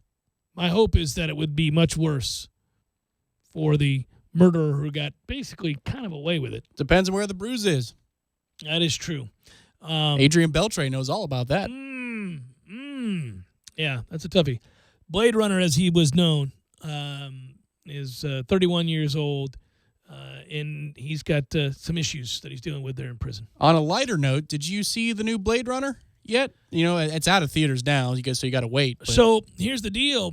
In the theaters, it failed miserably to connect to audiences, and yet, from a critical standpoint, it is raved about and well thought of. And given that I am a huge fan of the original Blade Runner and have the Blu-ray edition with the alternate endings and everything else, and the commentary. How I didn't go see that, I don't know. Other than to say I never go to movies anymore. You give up movie going, any serious movie, like a real movie, like something that's meaty, like a 3-hour drama like that, or a 2-hour. Oh yeah. Sort of. You give all meaty. You give all that up when you have little kids. There's just you can never find the time. If you go to the cinema. Now you can. That's what I mean, going to the cinema, yes. And even to an extent, I've learned your home viewing goes way down. Because when you get and you have precious little time, and I'm not complaining, being a dad's the greatest role I've ever played. It's incredible. It's all I really care about. But that and being a good husband, of course. But that said, you do that. You spend your days and times and free time doing that for the most part. And so when you're not doing that, like when they go to bed, you exhale, and the last thing you want to do is just lock into some serious-ass 2.5-hour thing. It's hard to do. You're tired. You're usually asking your spouse, well, what was your day like? How are you? Not the mom, but my wife. How are you? Remember when we used to just, there was an exchange where we talked about our hopes and dreams and wishes, and it didn't revolve around them and what they need. Meanwhile, the fridge is over there in the kitchen, and you can hear what's inside the fridge going, sandwiches need to be made. It's your Proof Brewing Company, 858. Right. That's exactly what happens. Open the door. Right. But what I'm telling you is that, so that's, you never sink your teeth into a lengthy, serious movie. And I want to see that. What's the last movie you went out and saw? Was it last year's Star Wars with the kids? Last movie I went to No, I think since that time, didn't one of the mini superhero movies come out? Lego Batman? No. The serious one with Robert Downey Jr. and the other ones. The Avengers? Yeah, I think you went and saw that? Yeah, I saw that in the theaters. Oh, how was it? I didn't see that one. It was good. I mean, really? That's not my thing, man. And every week they come out with another one of these things. So as these things go, yeah, it was good. It was good. I mean, I'm not a superhero guy. It's just not my thing. I struggle. I wish I cared more about that. I used to love, what's the Wonder Twins? What was the Yeah, it's the Super Friends. Yeah, I used to like the Super Friends. Didn't they come out with Super Friends? Is that out now? It's called Justice League now these days. Yeah. That was a total flop. You knew it was going to happen. You saw the preview for that. You're like, whoo. Man. All of them look terrible. They just have no self-awareness. All of them look terrible to me. Like, when I see any of the previews for that stuff, I go, this looks terrible. This is ridiculous. Well, I'm not going to go watch Thor. This is dumb. See, I feel like I can envision that moment. If I'm just a patron that's nobody from nowhere, and I'm sitting in the rows, and I see you round the corner, when you come in the movie theater, and I can see you look at the crowd and go, as you're walking up the steps, because you're about to embark on, 3 hours, including the previews of a superhero movie, which has 30 minutes of superhero trailers in front of it. And that's exactly you right. hear people are pumped in the actual general audience. That's right. And you go, yeah. What am I doing here? Yeah, you're commenting on my ability to judge others and how frequently I do so, especially at these kinds of things. We're not. I mean, we've hit on it at gas stations before. Yeah. Where else? We're Walmart. Whoa, come on now, you share that. But I feel like that it's present when you round the corner in the theater and you see the people with like either the T-shirts on, right? Yeah, or I'm like, they've clearly been there for a half an hour. Yes. Yeah, and I could hear it. And then you trudge up the steps to your assigned seat. And then you just do what you got to do. It's for them. Bryce, you have enough candy? Yeah, you got everything you need here? Everybody good? All right. I'll go make a run. Let's go. Yeah. Oh, I think I can follow along. If I miss these 5 minutes, I'm sure I'll understand what's happening. You get aisle seats in movie theaters? No. Or you like the middle so you can see the middle. Okay. I want to be in the middle. So you're locked in, you don't get up. I'm locked in. Once I'm locked in, I'm locked in. Now, unless we're going to see like Reds or Dr. Zhivago or something that's crazy, 5 hours long, I'm not doing that. Drop it down with the Dr. Zhivago. Yeah, I mean, that's then you need access. Who's on bathroom duty if the kids have to go? Are they old enough now they can go? I always end up taking it. Oh, that's brutal. Mm-hmm. That's why the movie-going experience is not all that great. Man. But they're not old enough yet? Yeah, Bryce is. Clark I worry about because he goes and goofs off. He goes running around and has fun. To the arcade games? Yeah, he just goes and goofs off. You can never trust that part. Clark is going to go do something. Like if after 10 minutes you're watching a movie and he's not back, you're going, oh. You get out there and he's like running somewhere. My man. He's like in the cardboard cutout. Yeah, I need his head through it. Yeah, that kind of stuff. So that's basically what happens in that situation. Now, I know we've hijacked the segment, but I think that is the last movie. I don't think I missed the one I wanted to see, the World War II. Dunkirk. I didn't get to see that. You didn't see it? No, I never went. Oh, buddy. Really wanted to see it? Oh, but you'll enjoy that when it comes out on demand. Yeah, I will. I mean, that's something, yes. When did the last time I went to a movie that I wanted to see, where I went by myself and I told my family, no, you're not coming with me? Sicario? Which was great. Did you go see that? The Revenant. Oh, that's right. I went at like noon on a Tuesday. There was nobody there but me. It had been out for weeks on end. We got headlines in the can. I'm like, that's it. I'm going to see this damn film by myself. I'm going to invest. I'm going to be focused. I'm going to lock in. Nobody can bother me. I don't have to get up, go, nothing. And I enjoyed it thoroughly. I loved it, actually. That was the last good, great movie-going experience that I've had. I think the last movie I saw was Baby Driver when I was in Halifax. And that movie theater in Halifax, that whole place is wonderful. That movie theater, there's a 20% chance you will die. It is shaky. A shaky movie theater? It is dark in all corners. You can barely find the theater itself. There's nobody anywhere. If you scream bloody murder, nobody would hear you. Holy cow. That's another question on a random Tuesday in which there's a slow news day, to say the least, for those just tuning in. Last time you were actually scared. Last time you were actually scared, where you felt the physical response to that release of fear. Yeah, this time. Now think about that for a moment, because it doesn't happen to grown-ups too often that you get scared. Nope. I've told this before. This was a year ago, July 2016. I was in downtown Pensacola on their little Bourbon Street area. Yeah, and we had to walk to our car. We were good to go. You know, go to the scared car. of Pensacola? I don't remember this. No. There were a couple of homeless dudes who were clearly ex-military, and they're crazy and they're babbling, and you got to walk by them, and you got no choice. And I'm walking with my girl, right? So so you're worried. You got to be in protector mode. Yeah. Man, the things they were saying, they were yes. Oh, okay, so there were some crazy things said. Yes. Yeah. So now you're like, oh, great. And these guys are clearly ex-military. So you don't know what they know, and they might be capable of creating a problem. Right. You know. Woo. Yeah. I was trying to think about that the other day, because first the question emanates from last time you were scared in a movie. And I brought this. No. That's not my question to you. My question, what you answered my question, because you just talked about the last time you felt fear. No, I don't think I've been scared in a movie since I was 12, maybe 11. Yeah, I'm 46. It might have been the original The Hills Have Eyes scared me. Well, scared or unsettled? Like truly scared? Yeah, scared. Like your reaction to fear, like really scared. Like I think I was, well, first of all, when you're little and you're watching like the first Halloween or the first Friday the 13th, and it's inappropriate. You shouldn't have been watching it, but that's when cable came out and parents didn't really regulate and didn't know anything yet, and so you would find these shows that you shouldn't be watching. In retrospect, I look at it now, I had no business watching some of the movies I watched when I was 9, 10, 11 years old. My buddy had all the channels on Time Warner, so you could watch any rated R movie you wanted at any time. And you'd see things you should have never seen that scar you as a kid. Yeah, you talk about the end of innocence. So that kind of stuff. I just remember one specific scene, Friday the 13th, where this couple is, getting it on, and then the knife through the throat. And I'm like a kid. So all of that, everything in that scene, I should not have been seeing.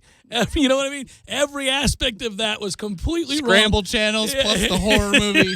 Yeah, the whole thing. So there's that. But I was probably 10, 11, or 12 was the last time I was afraid in a movie. No movie now, no matter how scary, scares me because I know it's a movie. So I'm well aware of the situation. But fear, yeah, real fear. I think the last time I was scared, Adventure Island.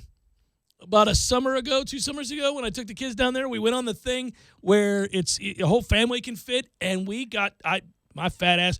We were going too fast, and we got way up high, and it began to tip, and Clark was falling through his little seat. He was too little, and we're on high. If he goes down, he's going down hard, and so all of a sudden, I reach down, I grab his shirt, and I'm holding on to him for dear life, and Christy's screaming, and I'm I'm thinking we're going over. It's like you put yourself in a completely unnecessary, chaotic moment. Completely. Where your wife is screaming. She's screaming. I'm holding our youngest child with one arm while I'm grabbing the top of the raft because we've gone too far up on the bank there, and I can feel it about to go over. It's a long fall. Yeah. And I'm like, well, this, it's not going to be good. I'm trying to think how to get between him and the slide. That happened to me at Blizzard Beach. Things down, man. Because it was just me and my sister, and you needed to have 4 or 5 people on it, so the raft was too light. And you could see over the edge to the trees below. That's the last time I was fearful. All right, sorry. We're back on track in a moment. Jeff Cameron Show, 97.9 ESPN Radio.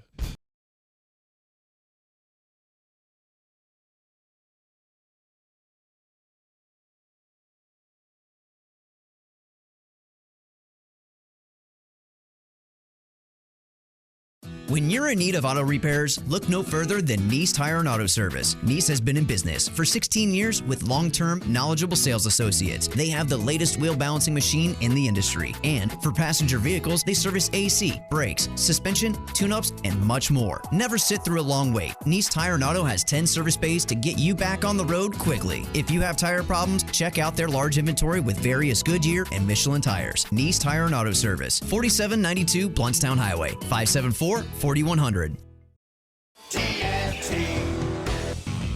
Landowners, only Mahindra, the makers of the toughest utility vehicles on Earth, can give you the best year-end deal on Earth. So let us show you how to get tax savings on your new Mahindra XTV and get cash back and savings up to $2,500 on select clearance models. Plus, get a free roof and Mahindra's 3-year warranty.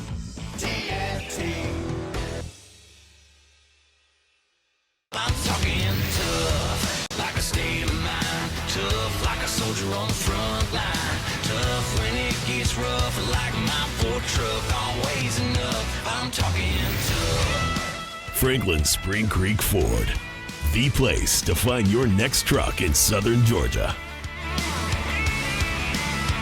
I'm talking tough. Hey y'all, we're Chris and Preston from Low Cash. Head to Franklin Spring Creek Ford and see them about all of your vehicle needs. Sorry, boys, I did not have time to pack. We got this. It's right here, guys. We got this. I thought I could handle it. We got this. Moving doesn't have to be a hassle. Call us first at 2 Men and a Truck. No matter the move, home or business, we'll make it a smooth one.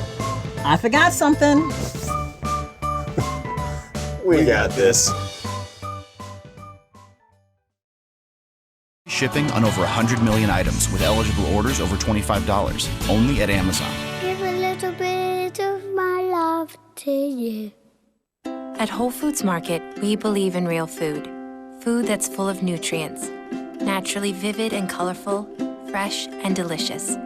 Food that connects you to your body, to the seasons, and to the natural world. We believe food should nourish you and help you think. It should help you feel calm, clear-headed, and strong. It should help you do more, sleep better, and wake up happier. That's food that lives up to its name. We believe in real food. Whole Foods Market. I give to you easy laundry service from my friends at Wash Around the Clock. Oh, buddy, this is a game changer. If you're like me, your life is hectic. Between work, school, your kids' sporting events, and activities, well, it leaves you precious little time to kick back and take a load off. About the last thing you want to do is hours of laundry, but there it sits, staring at you, taunting. No more. That's right. More watching, less washing. Save hours of valuable time when you sign up not doing laundry with easy laundry service from Wash Around the Clock. Whether it's dry cleaning or just plain laundry, Wash Around the Clock's easy laundry service will pick up and deliver at your home or office. So sign up for free today at easylaundry.net, or you can give them a call, 850-597-9007. Again, sign up today at easylaundry.net. Oh, and by the way, I got you. Use promo code JCS20 and save 20%. That's promo code JCS20. You're saving 20% on your first order. That's easylaundry.net from Wash Around the Clock. It's that time of year again where you have to shop for the naughty and the nice. Make it easy. Super Lube it and get rewarded with a free oil change. Right now, visit any of the 19 area Super Lube locations, buy 3 oil changes, and get 1 free. Keep it or give that free oil change to a car lover on your list. Hurry in and make shopping easy with a free oil change from Super Lube. You'll be glad you did. Hey, change more oil in just 10 minutes. Boy, this place is sure convenient. How I love to super lube my car, lube my car. How I love to super lube my car. Yes, sir.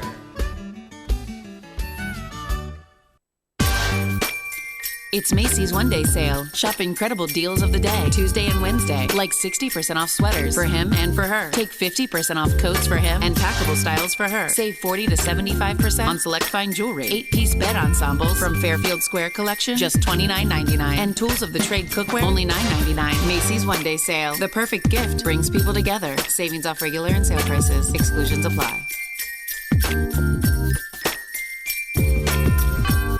This is the Jeff Cameron Show on 97.9 ESPN Radio.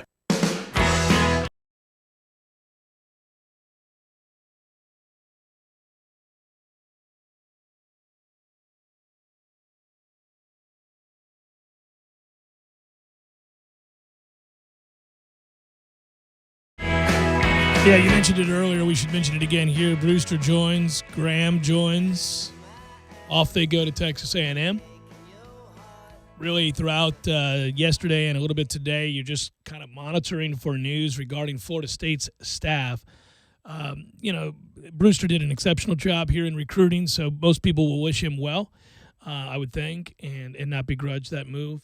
And as you pointed out before, too, that he's a guy that recruits Texas really well. So it's a no-brainer, really, in the sense that he's a guy that has connections there. It was the biggest chip to, whatever existing staff Jimbo was going to take with him. Jay Graham isn't going to move the needle, but Tim Brewster certainly will. Not at all, no. You're right. Big-time hire for Jimbo. There's no doubt about it. Well, I don't think it's interesting when you go about objectively projecting what Fisher will or will not do, and again, removing all emotion about how you feel about how he left here or what he did or didn't do here.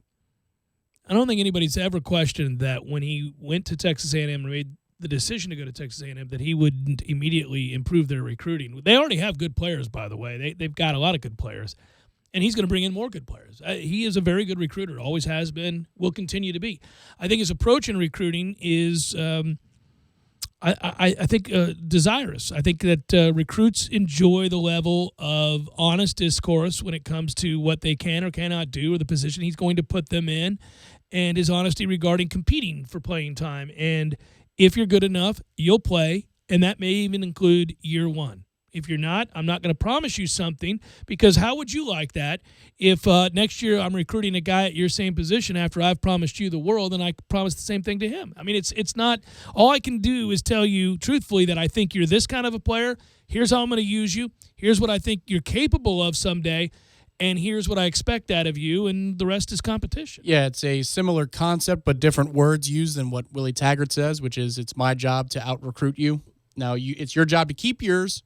Your job, your starting position when you get here. But if I'm not doing my job, right, then you have no competition for the rest of your time here. So it's my job to bring somebody in here who can take yours from you. Yeah, and it's your job to fight to keep it. That's how it works. Competition, and fostering said competition, is how teams get better on a daily basis. And it's the guy you're looking at over your shoulder that you know can make you better, or the guy that's already ahead of you on the depth chart that you're challenging and rising up to meet. That's what that's all about. Over under a 10% chance for Jimbo Fisher to win the SEC West one time between now and year 5 of his contract. Over, under, I'm sorry, say that again. 10% chance he wins the SEC West Division one time in his first 4 to 5 years we'll go with 5. 5 years as head coach at Texas A&M. Can he do it once? At a 10% chance. So you could say over. He has a 12% chance to do it, Tom. Yeah, I'm going to give you that kind of a small percentage, sure. Yeah, I'm going to say 15%, something like that. I think, listen, the idea of besting LSU, Alabama, Auburn, those three in particular in the SEC West, you might be able to best LSU in a given year, or Auburn in a given year, or even Alabama in a given year. But in a year where you're better than all three of those teams at Texas A&M, well, that just really hasn't happened, and I don't know that it's going to happen anytime soon. On the season, Texas A&M this year went, 7-5 and 4-4 in the SEC West. Played Alabama tough. It's a low percentage. I think he's going to struggle. I just do. And it's not. He could be good. He could do a lot of things right. And I just think that he's going to struggle to outdo. Because also, there's also the idea that, okay, so you got to be better consistently than those three teams, because they're not paying you to occasionally win a division.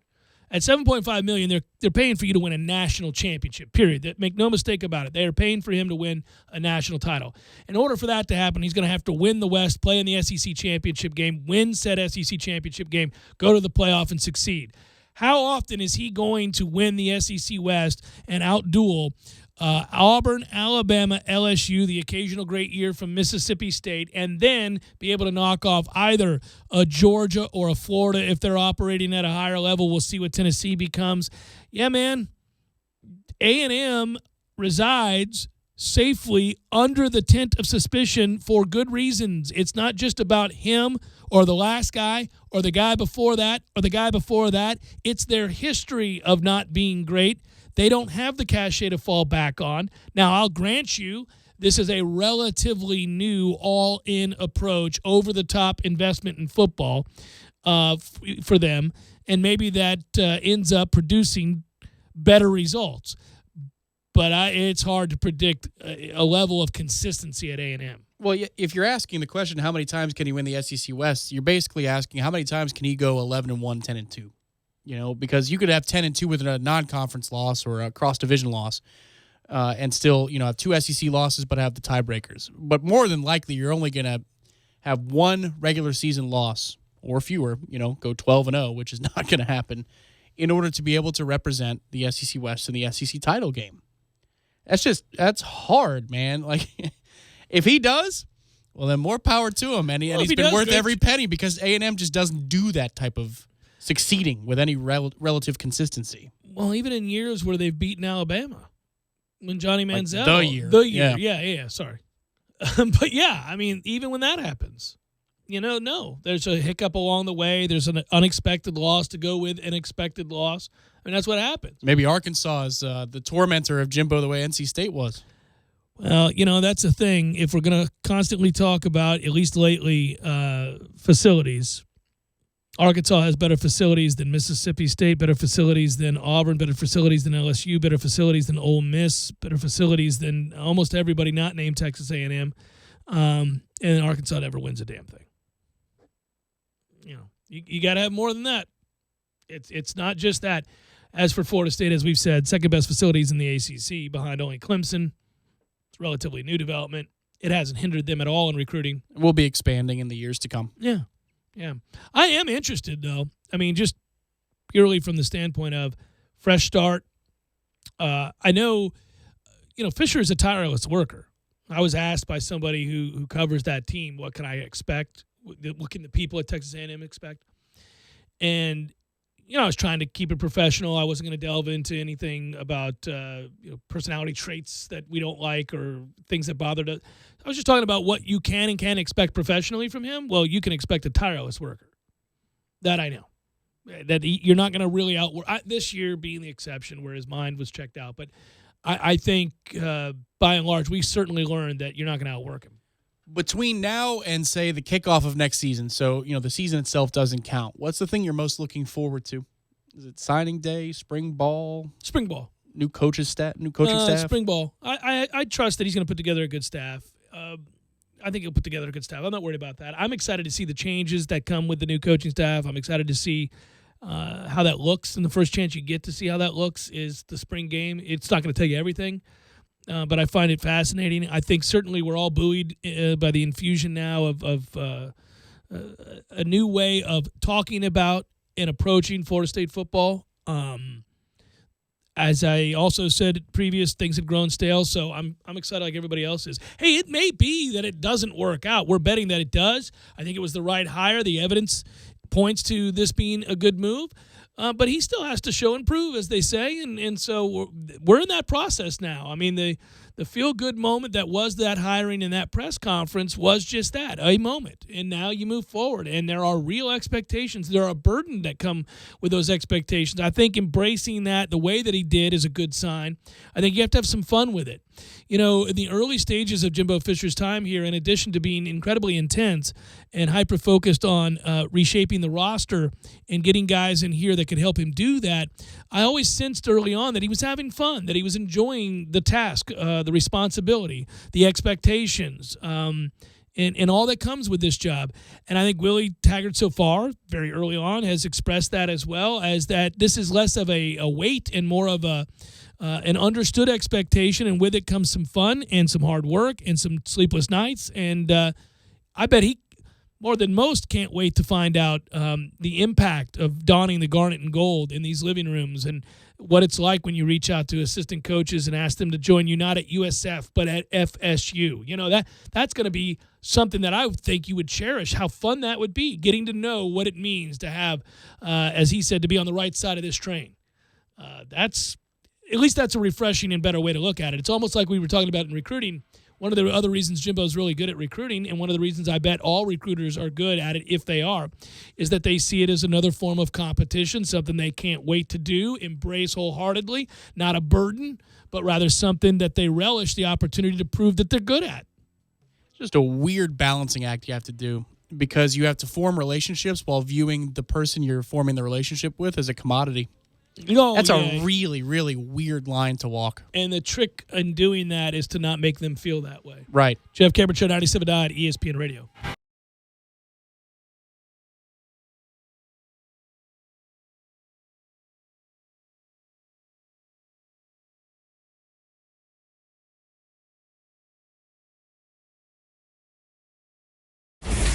ESPN Radio Sports Center.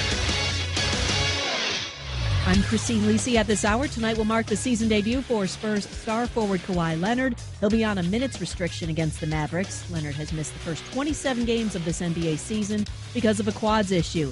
The Thunder searching for answers after its latest loss. OKC fell 12-14 following the defeat to Charlotte, is ninth in the West currently. Frustration starting to set in for Oklahoma City, explains ESPN Thunder reporter Royce Young. You talk to players within the locker room, they say that they're together. They say there are no fractures involved.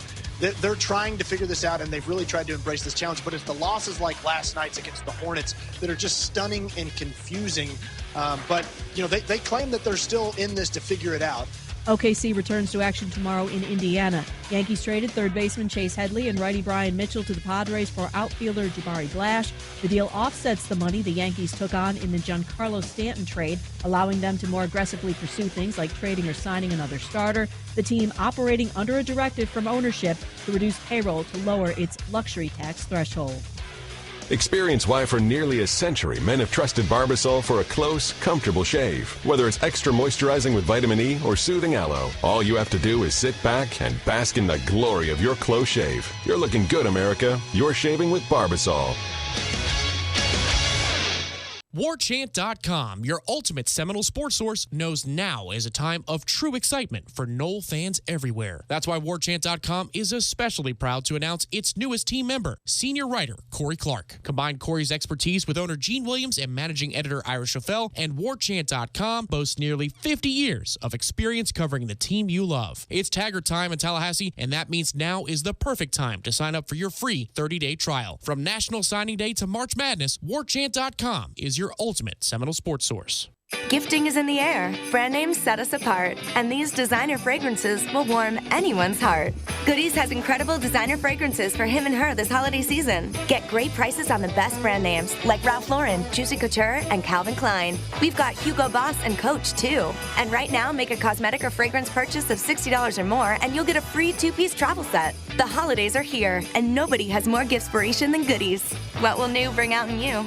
Goodies is part of our Sage family. Offer exclusions apply. Parker Brothers Roofing says don't play games with your roof. Protect your home and your family. The Parker Brothers tell you the truth. We'll fix your roof, cause it's what we do. With quality, integrity, and pride. Parker Brothers Roofing, professional every time. Stay safe and dry inside. Hey, I'm Travis with Parker Brothers Roofing. Some roofers are like a bad boyfriend. They make lots of promises, but in reality, they're just cheap. They don't own up to their mistakes, and they leave you with a lot of regret. Parker Brothers Roofing stands behind every installation, and if a mistake is made, we own it and fix it. Our customers never have to worry about being left behind for the next job. At Parker Brothers, it's quality that builds our quantity. Call us at 656-8112. Parker Brothers Roofing, professional every time. Stay safe and dry inside. License number CCC 049350. Might I suggest the chicken taco salad from Bandito's Burritos, my friend? Landowners, only Mahindra, the makers of the toughest utility vehicles on Earth, can give you the best year-end deal on Earth. Let Mahindra show you how to get tax savings on your new Mahindra XTV and get cash back in savings up to $2,500 on select clearance models. North Florida and South Georgia's authorized Mahindra dealer is TNT Super Center, US 19 South in Thomasville, and at TNTSuperCenter.com. Offer with approved credit. See dealer for details. Program restrictions may apply. Out on the golf course, there are the obvious hazards. There's the pond, the bunker, the rough, the even rougher. Yeah, put me down for an 8. The giant maples. The row of houses out of bounds on the right. The angry flock of geese who've surrounded your ball. Even the occasional groundskeeper you had no clue was there. But if you think you found every possible hazard out there, think again. The hazard you missed could actually be a killer. It's the spot on your skin, the one that could be skin cancer. Fact is, if you're a man over 50, you're in a group most likely to develop skin cancer, including melanoma, the kind that kills one person every hour. 1 in 5 Americans is likely to develop a form of skin cancer during their lifetime. That's why your best shot is to check for a spot. It's easy. Follow through and check your skin. It could be the save of a lifetime. Go to spotskincancer.org to find out how. A message from the American Academy of Dermatology. Can't decide between fresh steak, seafood, or wings? Well, Miller's Ale House on Appalachia Parkway has it all. From center-cut sirloin and original pastas to fresh salads and favorites like Miller's Signature Zingers, tossed in your favorite sauce. Miller's Ale House has a full-service bar featuring more than 75 beers, plus wine and liquors. Bring the family to watch the big game inside or on their covered patio on one of over 60 HD TVs. However you come to relax, you will have a good time and great food at Miller's Ale House on Appalachia Parkway. This is the Jeff Cameron Show on 97.9 ESPN Radio.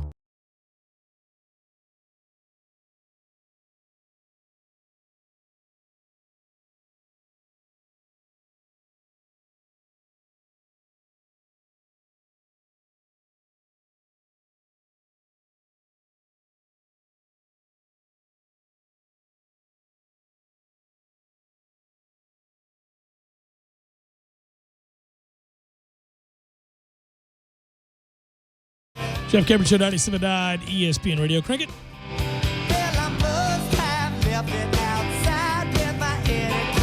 So I didn't realize that this past weekend's Heisman Trophy ceremony, award ceremony, Baker Mayfield winning, which was no surprise, was met with some frustration from former winners, and how behind the scenes, a lot of them are frustrated. They believe that former winners should have a place, former winners of the award should have a place on the board.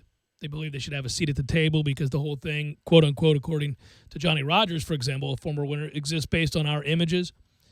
But, you know, it seems odd to me that this is just now getting around to being a problem. The other sign that this is an issue is that a lot of the former winners are noting that the ceremony and the award itself doesn't seem to mean as much. There's less prestige involved. And I would wholeheartedly agree with that.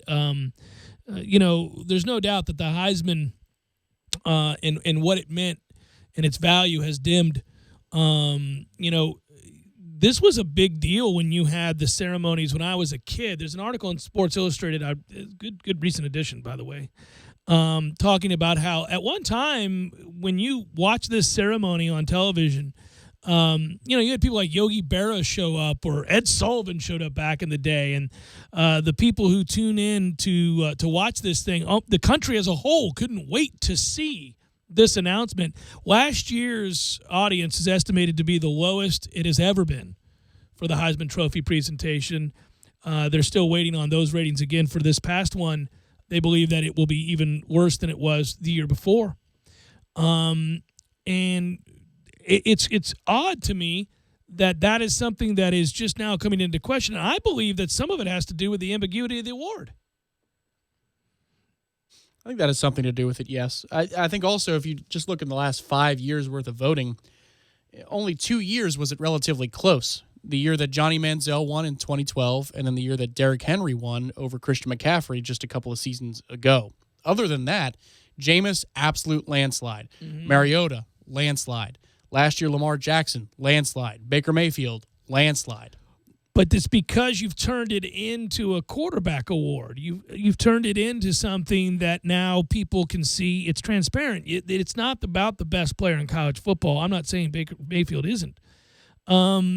But this used to be a long, we used to have this discussion. I remember when I first started in sports talk about what it represents. What is it? Is there a way to really prove who is the best player in college football? And why is it that more often than not, that only goes to a quarterback or a running back? And yet we know that football is the ultimate team game. That, you can find a player that is more impactful in a given game of football that plays linebacker or left tackle or defensive end or could be a corner. You see this year in and year out where those players are all but ignored. It is solely about who is the best quarterback on the best team, the most high-profile team. That's all it's really about. The other positions have virtually no chance to win that award. Unless you're a running back at Alabama. Yeah, well, yes and no. I totally agree. I'd say if you are a quarterback and you're high profile, you can win it without being on a team that is one of the best in the country. See Lamar Jackson, right? But if you're a tailback, you got no chance to win that award unless your team is going to the college football playoff, and you're the reason that they did it. So, yes, to me, I think a quarterback gets a benefit of the doubt where other position players absolutely do not get the same benefit of the doubt. And the crazy thing is, yes, that the Heisman Trophy is not a statue of somebody rearing back to throw a pass. It's somebody holding a ball and carrying it. And yet they may as well change the stance of the Heisman Trophy itself because it is 80%, 90% going to be quarterbacks until further notice. The former winners will also tell you that they're not involved in the process, and that is one of the reasons that this is failing, that those high-profile individuals that make up this award and its history that are even still around are not asked to help out in any way. Of the 59 living recipients, only 22 were at last year's ceremony. They're not coming around because they're not asked to help out. They're not asked to promote. They're not asked to talk about the legacy of the Heisman Trophy, what it meant to them, what it means to the game of football, and what it means by and large to those that are a part of the committee and those that care deeply about college football. So they're furious about that. I don't know if that affects the public's joy of the Heisman Trophy or lack thereof. If Eric Crouch doesn't attend one of the ceremonies, who gives? I don't care. I don't care if Eric Crouch is in the second row or not. It doesn't make any damn bit of difference to me. Yeah, to me, you know what? It is changing, too, I think, with programs and the way we talk about programs. Because I can recall growing up and even into college, you talk about how many national championships do you have? How many trophies? How many Heisman trophies do you have? How many Heismans do you have? And now it's how many national championships do you have? How many conference championships do you have? Well, how many players got drafted? Sure, it's players drafted. It's first-round picks and All-Americans. It's conference titles. Yeah. Now it's playoff berths, right? That's going to be a talking point now. But it used to just be plain and simple. Titles and Heismans. How many do you have of each? And that's the prestige of your program. I'll grant you, whenever we have a guy in the mix, I want it to happen because when you walk into the Moore Athletic Center and you bring friends from out of town and you bring family from out of town that have never been to a game here, it's awfully cool to be able to show them not just the national championships, but here are the Heisman trophies we've won. There is still cachet. There is still significance to that award. It isn't what it once was. I used to question again that since you do not have the exact parameters by which you choose this player, what are the numbers? What does somebody have to have reached? What kind of, I think what are we judging? I think if you have a good old-fashioned East Coast quarterback, West Coast quarterback battle, that both teams make the playoff, and then you have that year where the Heisman voting becomes quite partisan. Yeah. And it's based upon what kind of football you like more and what part of the country you grew up in. I think it would reignite the debate. The problem is there's just been absolutely no debate. There's been no interest by November 1st even, not even the middle of the month. You get to November, and you're like, well, Lamar Jackson won it. Well, Baker Mayfield won it. Marcus won it. James won it. Because you've also funneled the number of people and positions that can win the award down to this very, very small group, and it's not based solely on performance. It's based on the position you play, on the team you play for. Have you played in high-profile games? Did you produce in those games? What are your numbers at the quarterback position? It's very rarely, and if it's a year where you have just a bunch of average quarterbacks, then the next question is, who's the guy that plays on the most high-profile team that's rushed for 2,000 yards? Who's Alabama's tailback? That's right. Like I said, I mean, that's it. You just don't get. And I don't think there is a way. My problem with the award over the years was always that, I mean, when Dan Morgan was at Miami, he was unstoppable. I mean, every game, listen, I don't want to have to talk about this given that. I mean, he was a cane. Every Saturday I saw nobody have more of an effect on the outcome of a game than he did. There was no chance he could win. Marvin Jones, no chance. I mean, you'd see guys that were terrors that I guarantee you if you had asked, depending on the year that we're talking about, somebody that's a non-quarterback, non-running back, if you had said, okay, well, who are you more afraid of? What's more difficult to prepare for? You could find years where they would point to and I'll use him as an example because he was so good in college, but they would point to an Andre Wadsworth. I mean, trying to block that guy and keep my quarterback upright, that is much more difficult than than worrying about that guy at quarterback. I'm just glad we didn't start a Derwin James for Heisman website like we did with Christian Ponder. That was simply unfair to him too. That was a misstep. It was the worst press conference I've ever attended. We were both there. He didn't want to be there. No, he didn't want to be there. And, well, this preseason, when Derwin James was voted best player in the country, and there was a whisper that he could win the Heisman, again, if you've been paying attention to the Heisman, you laughed aloud. You knew that's ridiculous. Even if he had a breakout year. It wouldn't matter. You can't at that position. He would never be able to garner the stats necessary to do that. It was just not going to happen. Jeff Cameron, Show 97.9 ESPN Radio.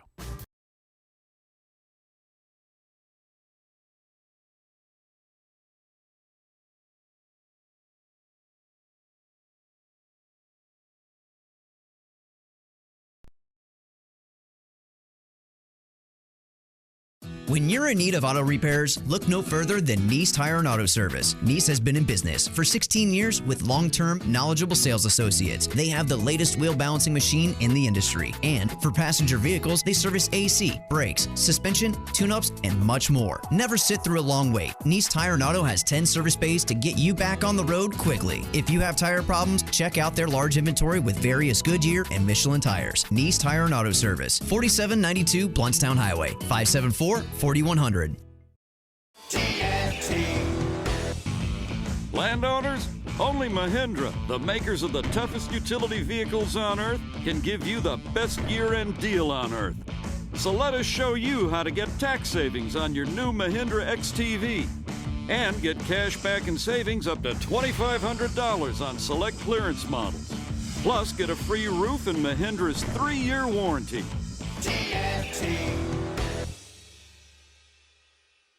I'm talking tough, like a state of mind. Tough, like a soldier on the front line. Tough when it gets rough, like my Ford truck. Always enough, I'm talking tough. Franklin Spring Creek Ford, the place to find your next truck in southern Georgia. I'm talking tough. Hey y'all, we're Chris and Preston from Low Cash. Head to Franklin Spring Creek Ford and see them about all of your vehicle needs. Sorry, boys, I did not have time to pack. We got this. It's right here, guys. We got this. I thought I could handle it. We got this. Moving doesn't have to be a hassle. Call us first at 2 Men on a Truck. No matter the move, home or business, we'll make it a smooth one. I forgot something. We got this.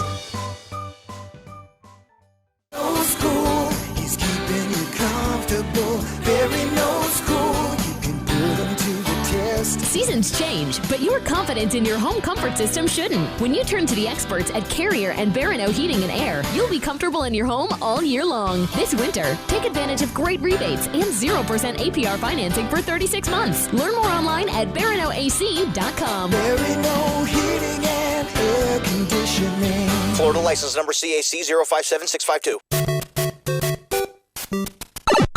Games for Less, the only locally owned and operated gaming store in town, has Tallahassee's largest selection of new and used video games and game systems. The future of video gaming is at Games for Less, where they have both the PS4 and Xbox One. It's time to trade in your old systems and elevate your gaming experience now. Games for Less is also your headquarters for the best in retro gaming. Atari 2600, original Nintendo, Super NES, or Sega Genesis, you name it. They got it at Games for Less. Games for Less, the Super Walmart Shopping Center on Appalachia Parkway. Give them a call today at 850-219-3535. That's Games for Less. Sarah, can you step in here a moment? Sure. So, big news. Oh?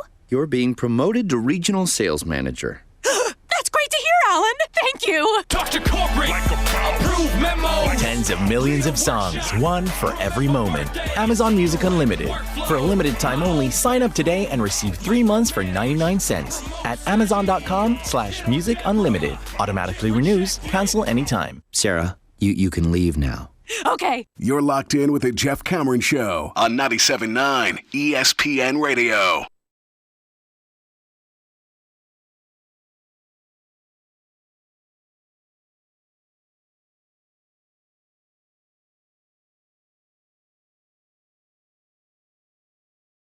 Nice.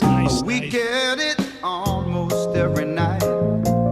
What made you reach out to the old school, the back in the day?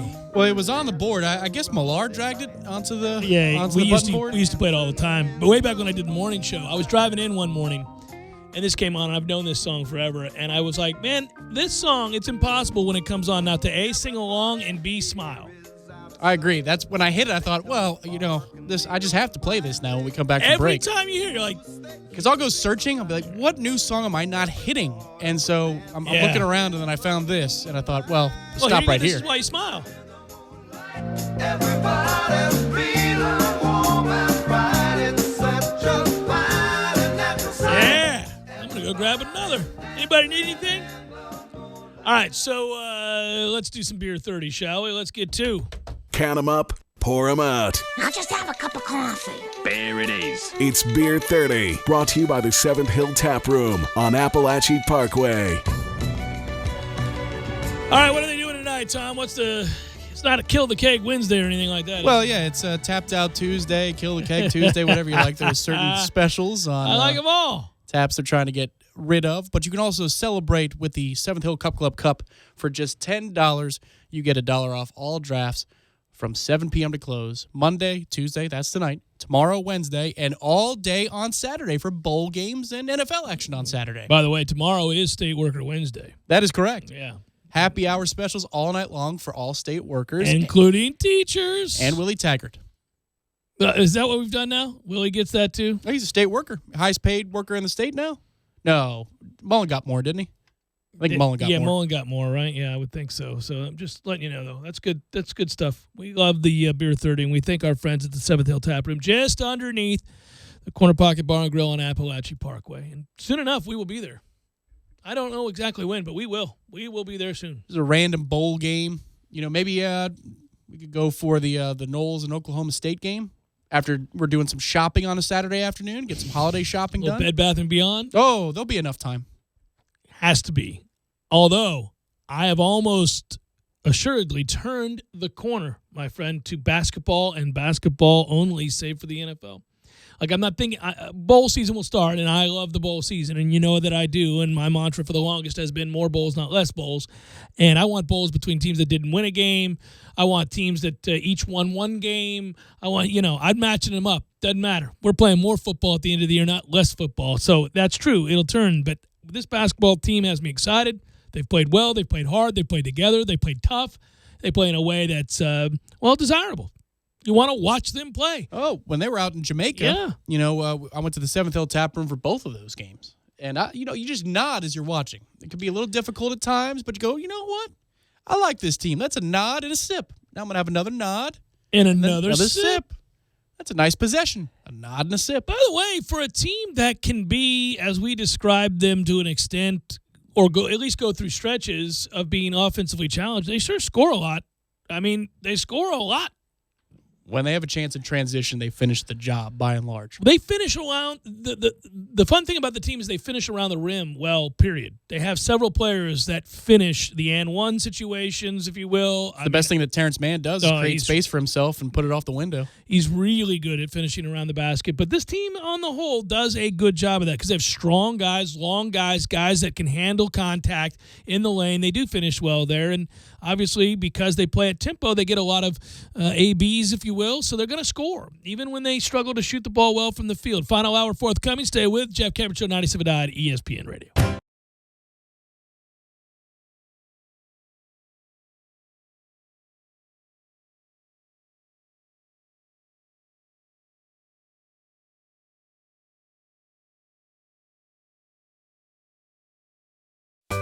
Sorry, boys, I did not have time to pack. We got this. It's right here, guys. We got this. I thought I could handle it. We got this. Moving doesn't have to be a hassle. Call us first at 2 Men and a Truck.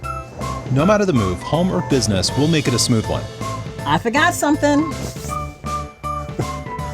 We got this.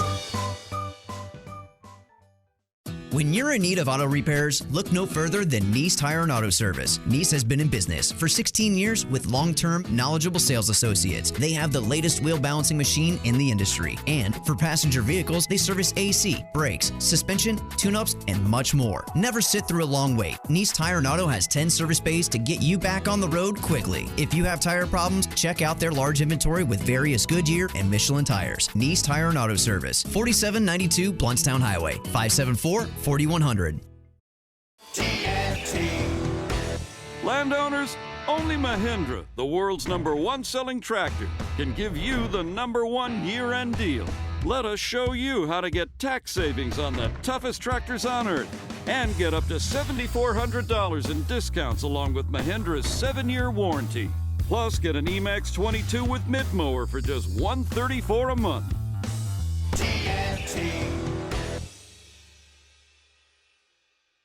I'm talking tough, like a state of mind. Tough, like a soldier on the front line. Tough when it gets rough, like my Ford truck. Always enough, I'm talking tough. Franklin Spring Creek Ford, the place to find your next truck in southern Georgia. I'm talking tough. Hey y'all, we're Chris and Preston from Low Cash. Head to Franklin Spring Creek Ford and see them about all of your vehicle needs.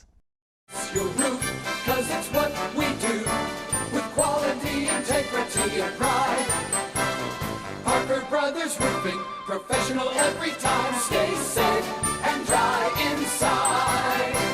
Hey, I'm Travis with Parker Brothers Roofing. Some roofers are like a bad boyfriend. They make lots of promises, but in reality, they're just cheap. They don't own up to their mistakes, and they leave you with a lot of regret. Parker Brothers Roofing stands behind every installation, and if a mistake is made, we own it and fix it. Our customers never have to worry about being left behind for the next job. At Parker Brothers, it's quality that builds our quantity. Call us at 656-8112. Parker Brothers Roofing, professional every time. Stay safe and dry inside. License number CCC 049350. Gifting is in the air. Brand names set us apart. And these designer fragrances will warm anyone's heart. Goodies has incredible designer fragrances for him and her this holiday season. Get great prices on the best brand names like Ralph Lauren, Juicy Couture, and Calvin Klein. We've got Hugo Boss and Coach too. And right now, make a cosmetic or fragrance purchase of $60 or more and you'll get a free 2-piece travel set. The holidays are here and nobody has more giftspiration than Goodies. What will new bring out in you? Goodies is part of our Sage family. Offer exclusions apply. Out on the golf course, there are the obvious hazards. There's the pond, the bunker, the rough, the even rougher. Yeah, put me down for an 8. The giant maples, the row of houses out of bounds on the right, the angry flock of geese who've surrounded your ball, even the occasional groundskeeper you had no clue was there. But if you think you found every possible hazard out there, think again. The hazard you missed could actually be a killer. It's the spot on your skin. the one that could be skin cancer.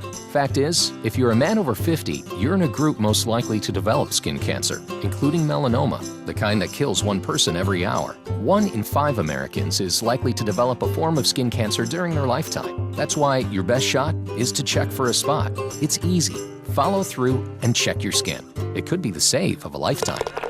Go to spotskincancer.org to find out how. A message from the American Academy of Dermatology. This is 97.9 ESPN Radio, WTSM, Woodville, Thomasville, Tallahassee. ESPN Radio Sports Center. I'm Christine Lisi. At this hour, tonight will mark the season debut for Spurs star forward Kawhi Leonard. He'll be on a minutes restriction against the Mavericks. Leonard has missed the first 27 games of this NBA season because of a quads issue. The Thunder searching for answers after its latest loss. OKC fell 12-14 following the defeat to Charlotte, is 9th in the West currently. Frustration starting to set in for Oklahoma City, explains ESPN Thunder reporter Royce Young. But you talk to players within the locker room, they say that they're together. They say there are no fractures involved.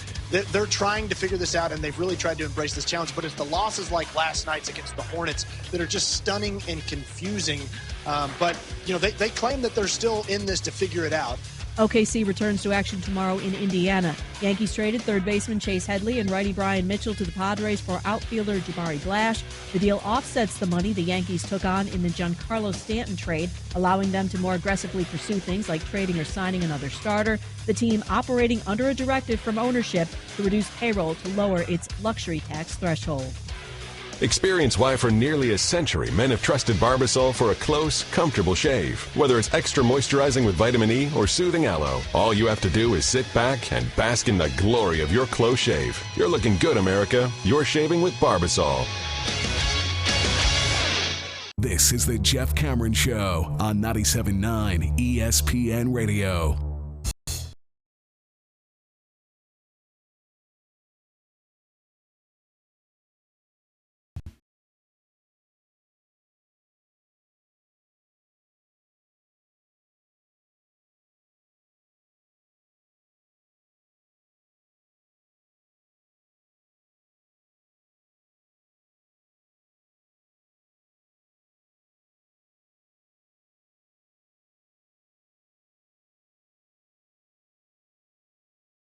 Final hour of the Jeff Cameron Show, at least for today, and a fine Lawn Maintenance Tuesday to you and yours. I'm Jeff, that's Tom. Fighting that Christmassy feeling, man. It's hard to get locked in, even for our sports-loving selves. We're online, ESPNTallahassee.com. That's not how you begin an hour, Jeff. That's not what you do. You don't tell people, basically, you don't want to be here. No, I like that level of honesty, guys. I'm trying to let you know. I get it. The next real big question that's going to be answered around these parts is, who is Florida State's starting quarterback? Or a basketball question, I suppose. Maybe once baseball season starts. We just went through a stretch where every day was intense, and it's like post-traumatic stress where you're kind of like, Sure. Are we missing something? Do we need to be ready to go? There's nothing to be ready about until Willie names, I guess, a coordinator is the next big, until we get word of the next coordinator.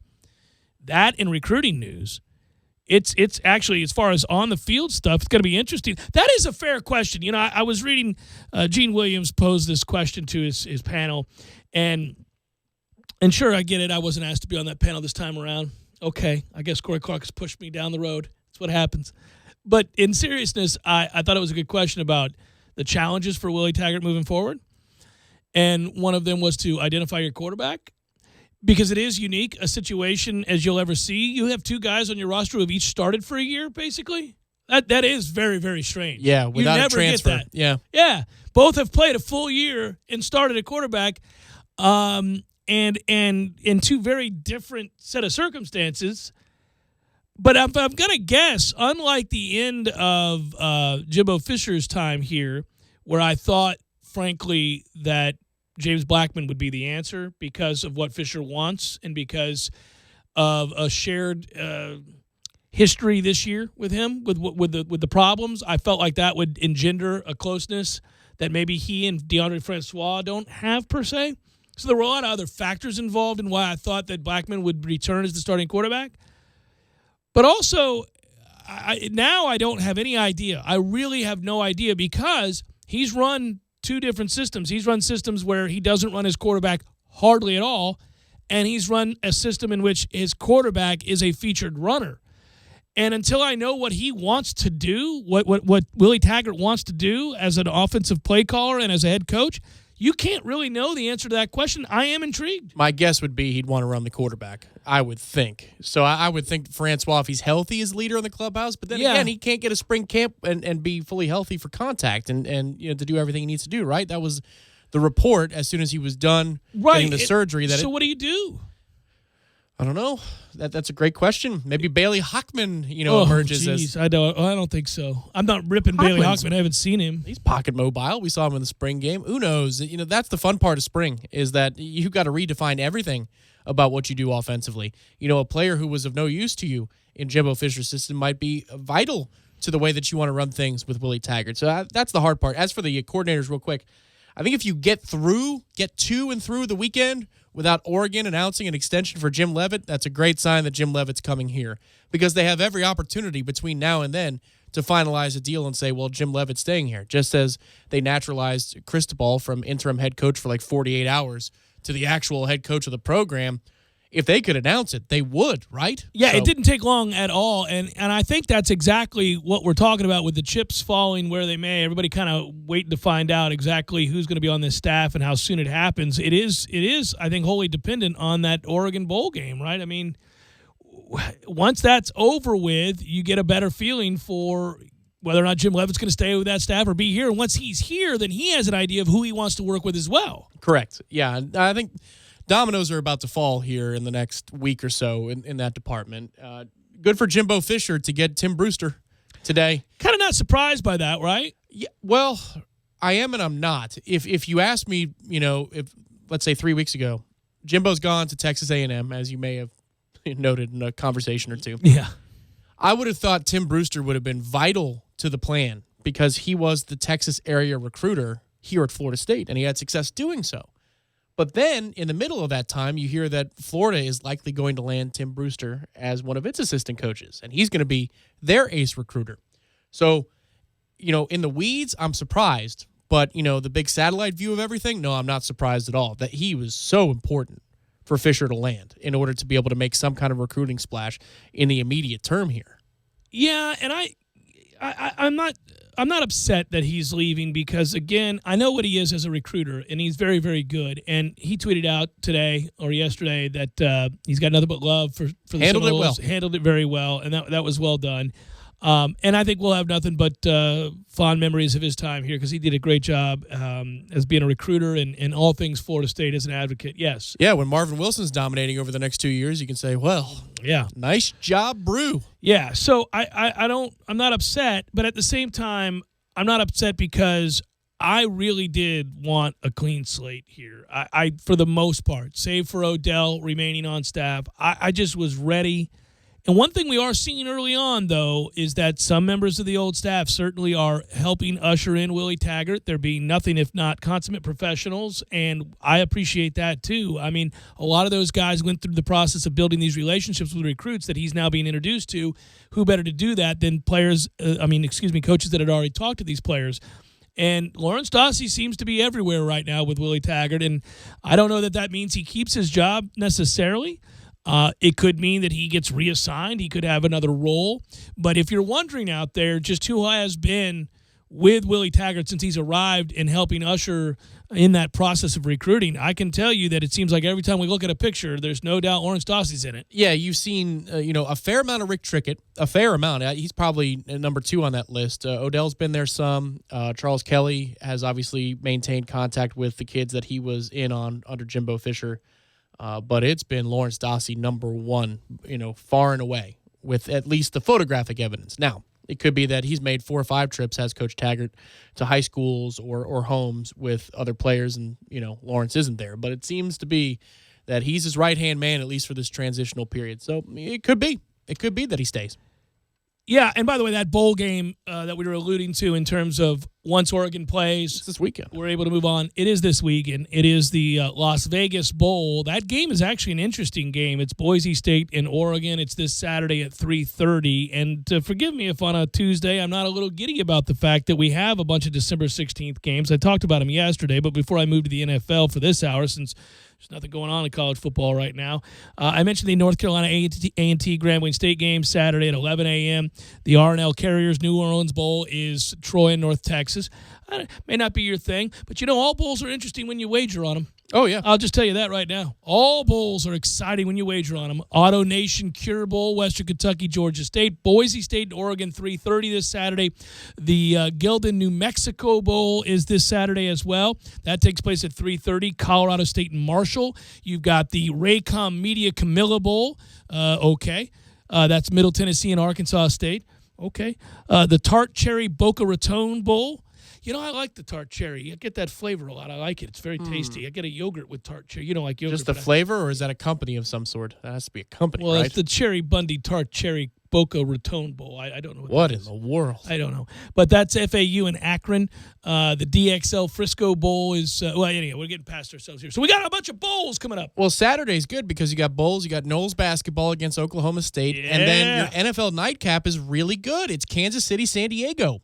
That's your Saturday night NFL game. Outstanding. San Diego's going to beat that ass. San Diego's rolling Big River right now, man. Phillip Rivers, if you got him in fantasy, you're loving life. I love Angry Phillip is making it happen. They're dangerous as anybody in the AFC right now. Don't want to play him. Jeff Cameron Show, 97.9 ESPN Radio.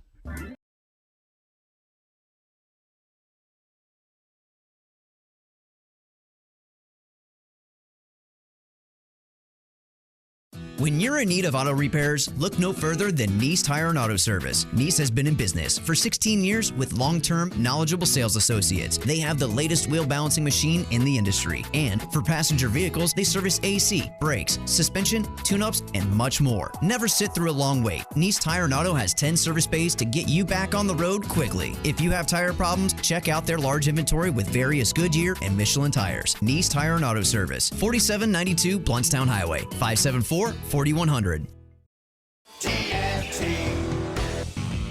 Landowners, only Mahindra, the makers of the toughest utility vehicles on earth, can give you the best year-end deal on earth.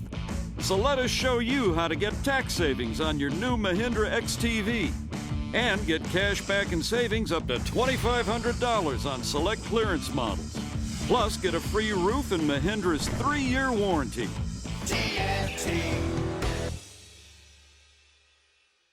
I'm talking tough, like a state of mind. Tough like a soldier on the front line. Tough when it gets rough, like my Ford truck. Always enough, I'm talking tough. Franklin Spring Creek Ford, the place to find your next truck in southern Georgia.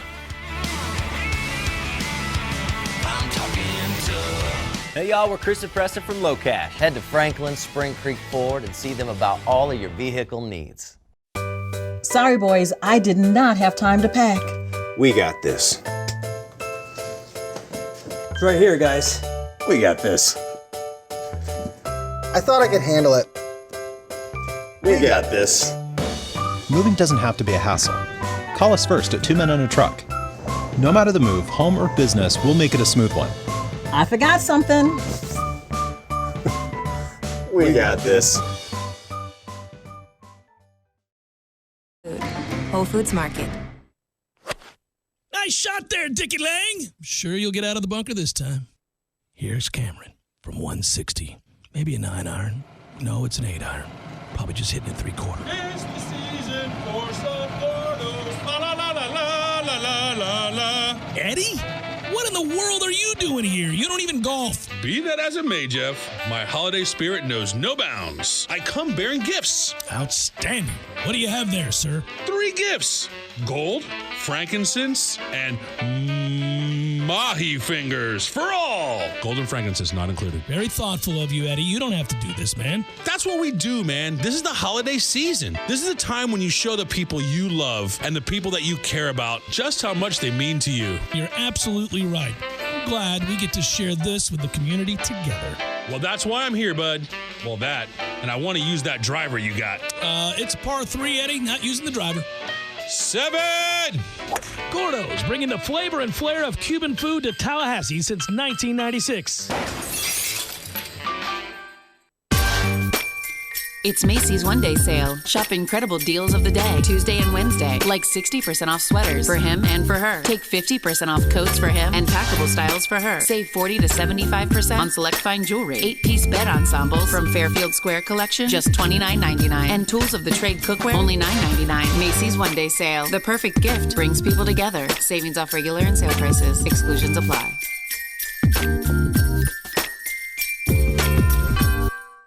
At Walgreens, you can trust we've got you covered for any surprise the season brings. Even if I run out of wrapping paper? Yeah, you're good. What if I forget the hostess gift? We've got something for everyone on your list. Okay, let's just say hypothetically my in-laws show up unannounced 2 days before Christmas for the 3rd year in a row. We have eggnog? Pop over to Walgreens and find just what you need just in time to be holiday ready. Now with card, Lindor chocolate truffle bags are 2 for $7 or $3.99 each, valid through 12/16. This is the Jeff Cameron Show. Jeff Cameron Show on 97.9 ESPN Radio.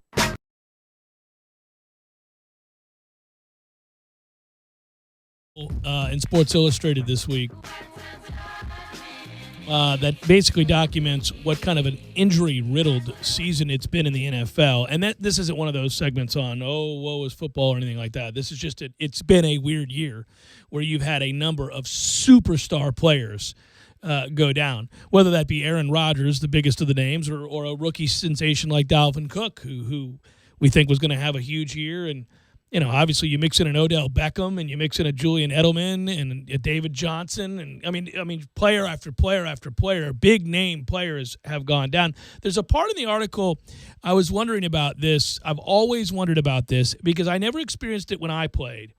And it's because I didn't play a position where it would happen, I don't think. But I always wondered in the NFL if when the pileups happen, any given weekend when you're watching a pileup, you ever notice quarterbacks in particular and or running backs, those two positions specifically more than any other, find themselves in a situation where when they're getting wrapped up, that there's people coming in because the whistle hasn't blown yet. They're still fighting for yards. But when you're watching on television, you'll look at their legs and go, ooh, because it's going to take one push, because you're going to fall over a guy in the wrong direction and your ankle is going to snap. Or a guy's about to come in on your knee. And you know how in the NFL, there's two things. We talked about this yesterday. It's kind of understood. So the end-of-game scenarios, when you take a knee, it's usually understood before the ball is ever snapped. We're taking a knee. The conversation takes place. Everybody understands what's going to happen. And therefore, you don't get what you had with Michael Bennett doing that nonsense and diving at Joker's knees and all that kind of stuff. That shouldn't happen because it's just understood you don't do that. But part of that's a safety concern, right? Because if I'm not going to be able to deliver the blow back that I'm receiving, then the energy's going one way, and that's how injuries occur. Well, when you're a sitting duck in a pile, I always wonder when you're wrapped up and the whistle blows and guys are kind of adding and jumping into the mix, like, do players let other players know when they're in trouble? And there's a part where Carson Palmer is talking about his injury. And he's talking about where somebody's been able to grab him by the waist and his foot's underneath the body of a player in that pile. And he said, and he's quoted here, "My foot was caught under a body. My left ankle was trapped underneath him. 2 other guys came in and began to push me to get me to the ground. And I yelled, 'Chill, chill, chill. I'm caught.' And then I heard a pop and I knew." So I think the idea of players yelling, "Chill, chill, chill," I wonder, I don't know that. I don't remember ever hearing that, but I would think that's got to be common in a game as vicious as this, that like every player understands that could easily be me in any given set of circumstances. Having limited experience, and it's limited to a moment in, believe it or not, IMs. I've told this before once or twice, where I had my foot caught underneath me. There is nothing more panic-inducing than being helpless, that gravity or force is pushing you one way and your limb is going a different way. You're scared to death. It's a cold sweat shot. Yeah. That you feel this panic. And I told you, I writhed in pain that actually didn't happen. And I apologized to everybody because the way it bent back, You thought for sure I'm hurt. I was done. There was no way. I had the cleat locked into the ground, and I was pushed back. And I was waiting for the pain. It didn't happen. Didn't happen. I got up and I apologized to everybody for looking like I got you. a soccer player. It can happen. No. When you get bent in a certain way, you're thinking, surely I'm hurt. But you see, actually, it was Chris Carson. I said Carson Palmer. It's Chris Carson. Sorry, the running back for Seattle. Man, like two or three times a weekend. Overall with all the games I'm watching, I see that happen in the trenches a lot too. Oh, absolutely. Where you see, a lineman, we have YouTube, but the guy goes down, his arms go up as though it's like, no. You got to. And you could tell he's awkwardly caught, so he doesn't fall like you normally should. And I just wait to see if that guy gets up, And usually big guys have that problem too. Usually they do, but when they don't, it's bad. Guys get taken out all the time, collateral damage with the blocks to the side of the knee and all that good stuff. I always do marvel, just as when you watch that, you're like, I would have the biggest braces on my knee if I were an offensive lineman in the NFL, because you could do everything right. That's why these streaks where guys play forever. They don't miss a game for 10 seasons and they're a tackle or a guard. Yeah, the Joe Thomas streak that was snapped this year. That's crazy, because you could have the thickest bones, you could have the strongest limbs and muscles and tendons, but if you're blocking and a running back gets tripped up and his shoulder pad goes into the back of your knee and you're bent back, there's nothing you can do. That's an injury waiting to happen, and it's so common in football. But now I know my answer about players who get caught in a bind in a pile-up situation. Do players yell chill? Do players yell stop? And it's not seen as a moment of weakness. It's understood. There's a universal understanding. Oh, he's in a bad situation. He's caught. I think it depends on if there's a rivalry. If this is, you know what I mean? I think that all plays into it. Yeah, I think you're probably right. Jeff Cameron Show, 97.9 ESPN Radio.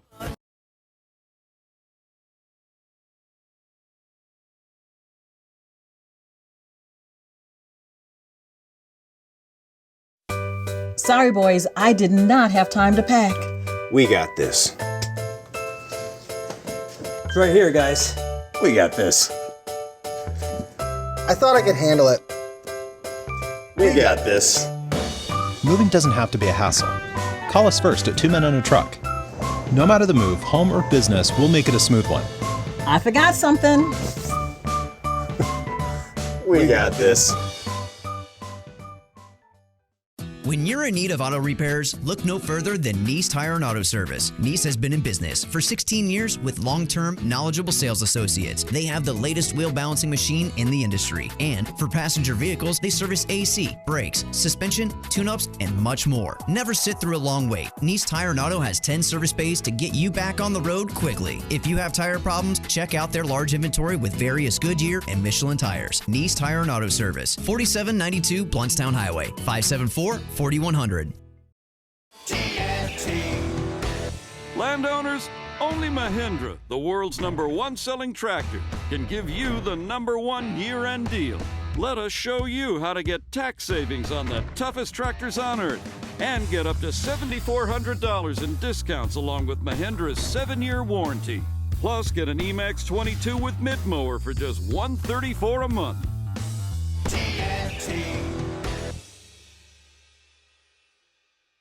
I'm talking tough, like a state of mind. Tough, like a soldier on the front line. Tough when it gets rough, like my Ford truck. Always enough, I'm talking tough. Franklin Spring Creek Ford, the place to find your next truck in southern Georgia.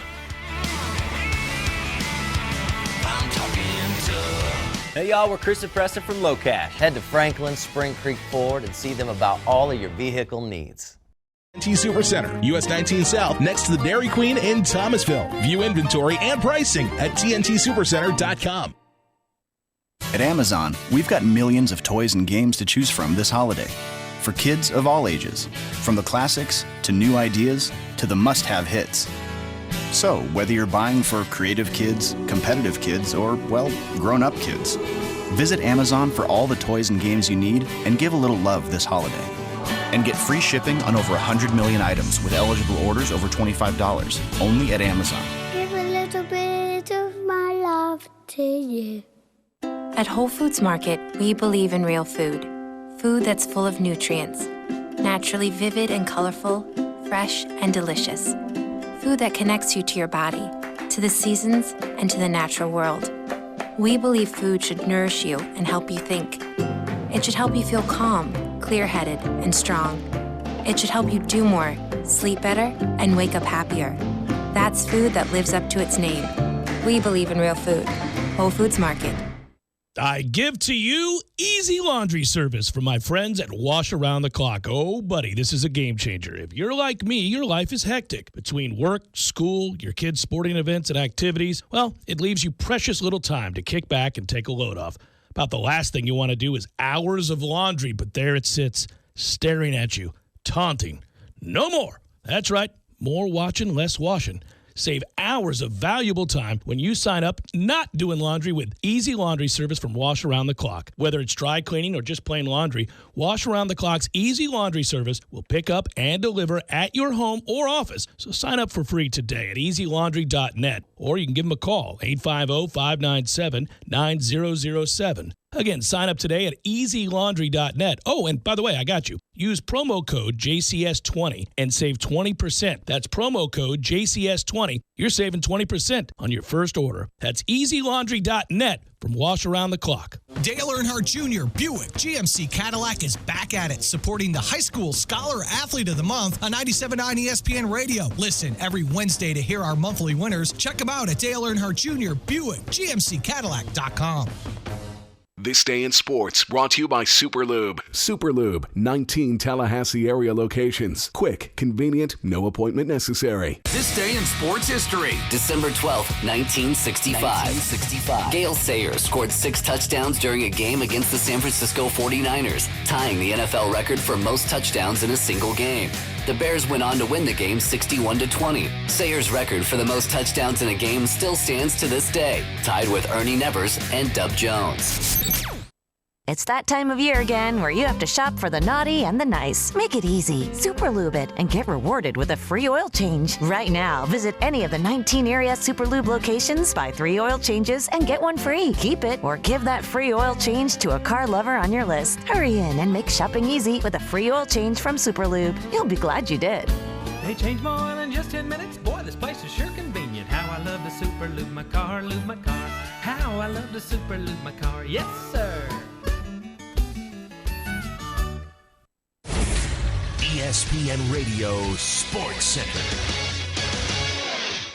I'm Christine Lisi. At this hour, tonight will mark the season debut for Spurs star forward Kawhi Leonard. He'll be on a minutes restriction against the Mavericks. Leonard has missed the first 27 games of this NBA season because of a quads issue. The Thunder searching for answers after its latest loss. OKC fell 12-14 following the defeat to Charlotte, is 9th in the West currently. Frustration starting to set in for Oklahoma City, explains ESPN Thunder reporter Royce Young. You talk to players within the locker room, they say that they're together. They say there are no fractures involved.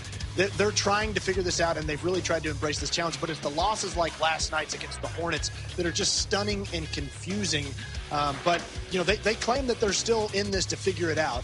OKC returns to action tomorrow in Indiana. Yankees traded third baseman Chase Headley and righty Brian Mitchell to the Padres for outfielder Jabari Blash. The deal offsets the money the Yankees took on in the Giancarlo Stanton trade, allowing them to more aggressively pursue things like trading or signing another starter. The team operating under a directive from ownership to reduce payroll to lower its luxury tax threshold.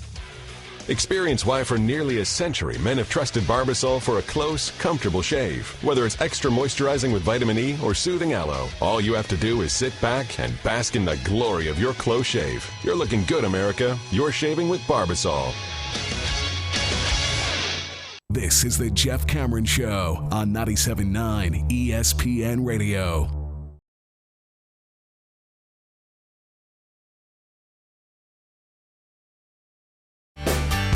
So have you bothered to read any of the reviews, or reviews as the word is said? Luke Skywalker coming out of his monkish-like way and faraway island to join the cause to champion one more time? Man, don't go any further than that. Well, no, I'm saying we know that, right? I mean, Right, that's what yeah, has to happen, right? No, I saw, well, I just didn't know if there was another paragraph or, Because people are like, whoa, whoa, whoa. No. That's not even a paragraph. That's just general outline of what we know because we saw him on the faraway island once at the end. Correct. The only thing I saw, they had their world premiere on Saturday. So I did take a look at some of the media types that were there because they were placed on an embargo about what happened. And, it's their Twitter handle. So if they put a spoiler out, they're going to be blackballed for life. From, anything Hollywood. So the one thing I saw that I was happy to see was that there was a declaration that this is not an Empire Strikes Back remake. Okay, that's all I need to know. Although I love Empire Strikes Back. I do too. But it's been done. And you can't do it better than that. You can't. That movie is a classic in cinema. This one's 152 minutes. Oh, yeah. It's going its own direction. That's what I wanted to know. I'm good. I'm going to be interested to hear your review. I count on you in this one. And I didn't know certain things that I guess we could all find out, but it's not plot related. I didn't know Benicio del Toro's in this one. Mm-hmm. That's really cool. I like him. That's a good sign. Laura Dern's in this one. Really? Yeah. Huh. Also, there's a Carrie Fisher flashback when she was a young Leia, which was my first crush. Oh, yeah? Oh, I was first crush, huh? First crush. I was absolutely had a crush on her and Wonder Woman are my two first crushes. Linda Carter. Linda Carter. Linda Carter. Yeah.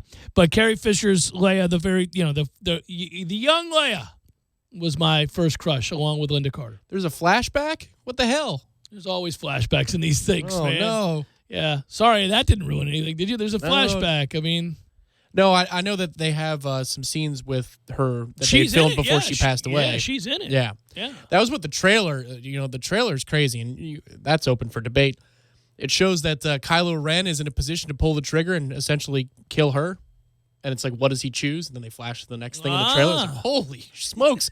If he kills both his parents, there's no way. Yeah. There's no way he can do That's that. That's a toughie, right? Yeah. Maybe he has to. Little matricide. She is dead. You miss Dad, don't you? Yeah.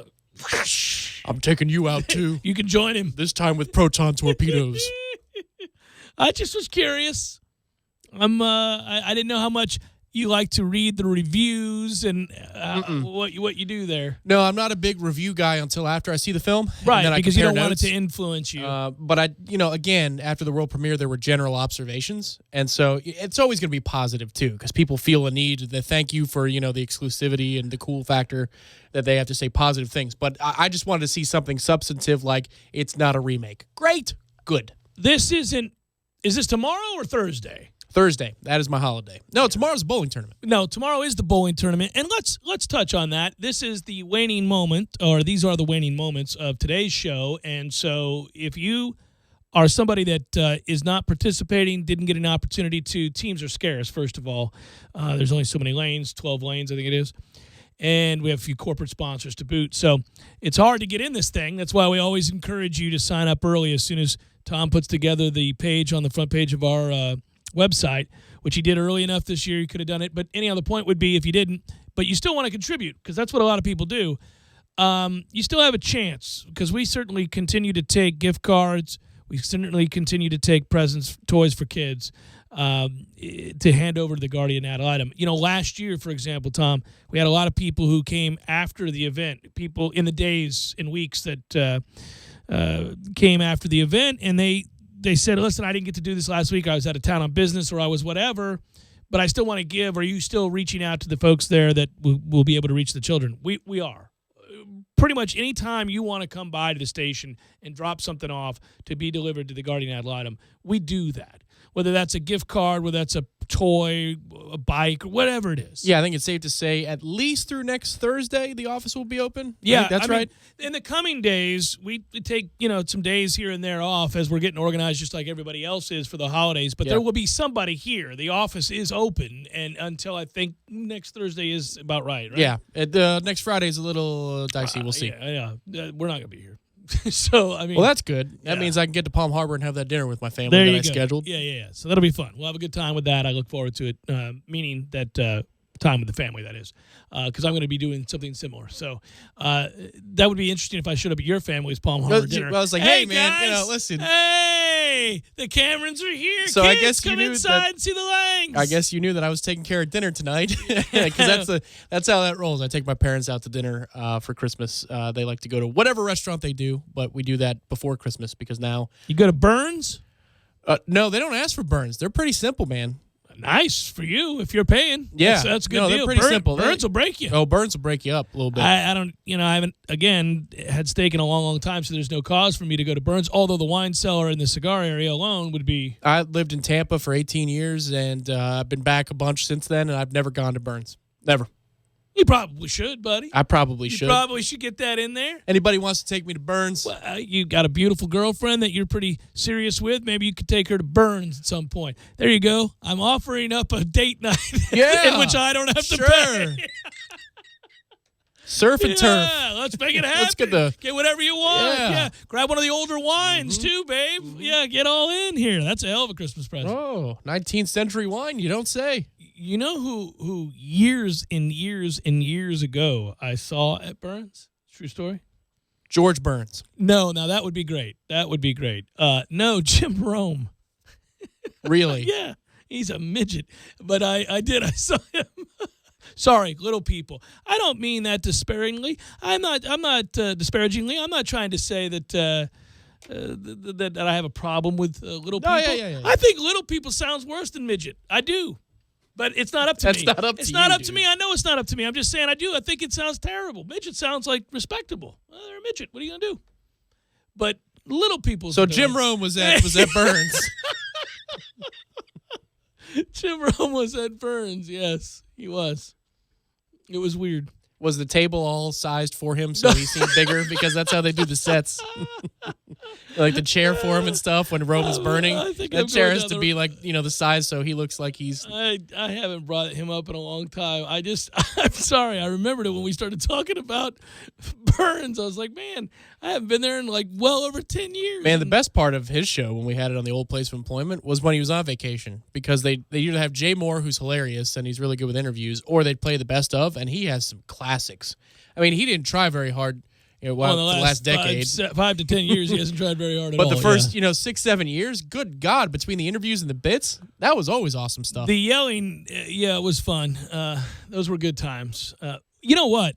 I have to try to find a way to navigate this back towards some sort of topic beyond our own bowling tournament, which is going to be fun. You put the over under 140? 138 138 and a half? Okay. Yeah. I'm going to go over. I think you bowl better than 138 and What's your over under at? 155. Oh, okay. I'm going to go over. I think I'm going to get over 155. Yeah, I can see a 157. You sweat it out in the final frame. Ooh, okay. Yeah. Well, dicey. Well, I bring it up because I saw some stats during the break that I didn't bring up earlier when we were talking about last night's football game. This is crazy. I did not know this. Tom Brady's performance in Miami is all-time. If they ever have to go down there to play a playoff game, mark down a win for the Dolphins. And who can figure why? That's weird, right? That weather had to have been perfect last night. It's not 105. It's not early in the year where Miami's miserable. It was probably gorgeous. But when they lose, each of the Patriots' last 2 road losses have come in Miami. First of all, it's rather remarkable to know that the Patriots just simply don't lose road games. And it makes me angry with all of our discussion about the Bucs and our favorite teams. Like, setting records, it's gotten to be so passé. I didn't realize that they hadn't lost a road game in 14 tries, or the last 14. Did you know that? No, 14? Wow. That's absurd. The Dolphins winning in that game last night, 27-20, snapped a Patriots' 14-game road win streak. That is the second longest streak in the National Football League's history. That's ridiculous. Yes, it is. It could have been 15. I needed you last night, New England. I mean, that's nuts. They were 0-11 on third down. Their first game without a third down conversion since 1991 against the Cardinals. 1991. They're the third team this season to go an entire game without converting a third down attempt. The Colts were 0 for 10 at the Rams in Week 1, and the Raiders were 0 for 11 against Washington in Week 3. So you've had 3 teams do that. Tom Brady threw 2 interceptions on third down, as many third down interceptions as he had in his first 12 games of the season combined. combined. That is remarkable. And watching, first of all, the 30% Tom Brady on third down. He completed 3 of 10 passes for 30%. Do you know what the yards per attempt were on those third downs? Not much. 1.3. Yeah. 2 picks, no first downs. He sucks. So what happens when you can't run the football?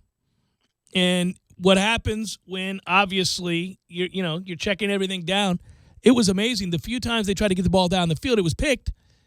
Who that young man had himself a game for the ages. Mm-hmm.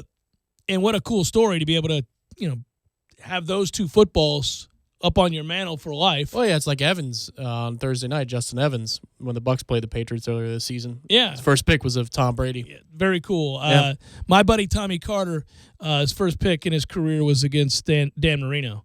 And I remember sitting there almost in tears. I was so happy for him. It was on a Monday night. And it was so cool. When he picked it off, I was like, is that Tommy? Like, as you're trying to find the number. Is that Tommy? It's Tommy! Holy Jesus, Tommy just picked off Dan freaking Marino. I remember I called him, and I asked him, did he get it autographed? And he said, yeah. He went over to the Dolphins locker room to get it autographed, and Dan signed it. I said, years later, I thought, maybe you were just too stupid to know any better, or too young to know any better. Like, you probably don't do that, right? That's probably not a thing. Yeah, I don't know. Dan Marino doesn't seem to be receptive to much of anything, so I don't know how that went. Maybe Tommy didn't care. Well, no, I don't think he knew any better. He went over. He was in his street clothes. He asked to go in. They let him in, and he was like, Mr. Marino, can you sign this for me? I think if Dan knows it's a rookie, any quarterback, I would think you'd be okay with that, right? I don't know. They're wired a little bit differently. They are wired a little bit differently. You're right. There's a whole lot of what for in there that usually doesn't allow for that. Yeah, I think it's good to do it when you're 21, 22, and you haven't been in the league because you can claim ignorance. Yeah, absolutely. But, going back to last night real quick, in seeing the final, because I watched a quarter of it.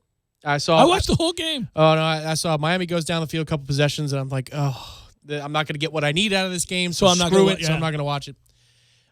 But this just has the feel of, and that was the last time the Patriots lost in the 2017/18 season. It does have that feeling, although I think that team, and I'm not going to make the mistake of overreacting like we do every time the Patriots lose because it's infrequent, or that Tom Brady plays poorly because that's really infrequent, but I will say they are imminently beatable. It's not a year where you can find emerging a number of teams that you would think are candidates for that job, but I could see where the Patriots get themselves in trouble. Cooks couldn't get open, and they don't really have any other threat. And that's the other thing. It should be noted, of course, that the best tight end in the league didn't play. They're very different when he doesn't. It's a big week for Pittsburgh because they have a mental hang-up with the Patriots. Sure. I was listening on the way home last night, and Bomani was talking to Ryan Clark. I was catching up on that interview, and Ryan was talking about, for whatever reason, there's something about that matchup that is just Hall of Fame quarterback. It's doom. Yeah, but I mean, Pittsburgh could be playing well and New England play poorly, and then that matchup it still happens. So even though this is a regular season game for them, I mean, it might even be for the right to host throughout the playoffs. Right. But it's huge for them more than just for where the game is going to be played. To send a message that they're over that. To themselves. Yeah. To the men in the mirror that it's fine, that everything's going to be okay. There's always an angle on here that I find a way to bring up whenever I can, and it's a gambling angle, but it is a lesson learned here. The game last night before kickoff, and I was watching this because Vegas, I bring this up a lot, but Vegas is important to use as a resource, just in terms of your understanding of the league, your understanding of what teams are or are not, beyond your emotions, beyond your preconceived notions of what a team is or is not. And New England closed just before kickoff last night at over a 10-point favorite. And on this show, we always say, in that league, you can't do that. You got to take, especially a home double-digit dog in the National Football League. Always, folks, if that's your thing, you're a sporting guy or gal, but you got to be religious about this. You can't waver based on, well, they're too beat up. They can't. Don't do that. Across the board, you take a double-digit home dog in the NFL every time if it happens. And so it was a 10.5-point favorite at kickoff last night. Brady, in his career, is now 51-5 after last night's loss in his career when his team is a double-digit favorite. Now, they always win the game. They don't always cover, obviously, but they always win the game just about 51-5. Miami's the only team he's lost to more than once, multiple times now, as he lost as a double-digit favorite. For whatever reason, the Dolphins, 2015 they did it, rise up and play them very tough, especially when they're a home double-digit dog. But in that league, you got to take the points. We did it. We had fun with it earlier this year where I picked the 3 games of all of them were double-digit dogs. And you left out the Giants. The Giants covered, too, and won the game outright. Yeah. I left them off the list because I didn't follow my own advice about always taking that no matter what. So I only took 2 of the 3. I only took 3 of the 4, and 2 of the 3 covered. It would have been 3 out of 4 had I listened to my own advice and just gone with the Giants. So under any circumstance, including the one the Giants were involved in, you have to take double digits, in particular at home in the league. It's just, I think what it shows more than anything is that the difference between the teams in that league, in a salary cap league, really aren't very great. It is coaching. It is a great quarterback. It is a play or turnover here or there. It's really that fine. Who wants to play San Francisco right now? Yeah, you're right. And I think that's going to be kind of fun. They're going to become my favorite team to watch down the stretch because I want to see, is he really that good? Did the Patriots really make a mistake? I mean, they're by doing what they did, they're betting Brady plays for 3-4 more years, right? Yeah, then it's a wash. Even if he is great, Garoppolo, it's like, well, what are you supposed to do? He's going to walk anyway. We had an all-time guy. Yeah, Jeff Cameron Show, 97.9 ESPN Radio.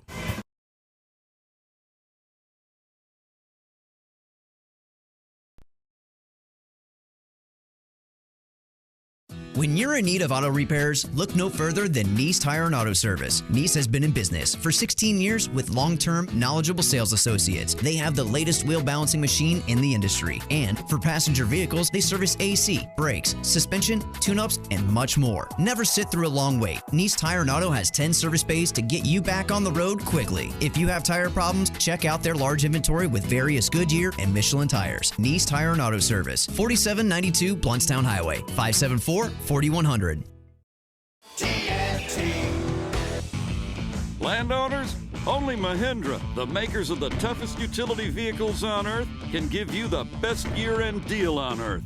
So let us show you how to get tax savings on your new Mahindra XTV and get cash back and savings up to $2,500 on select clearance models. Plus, get a free roof and Mahindra's 3-year warranty.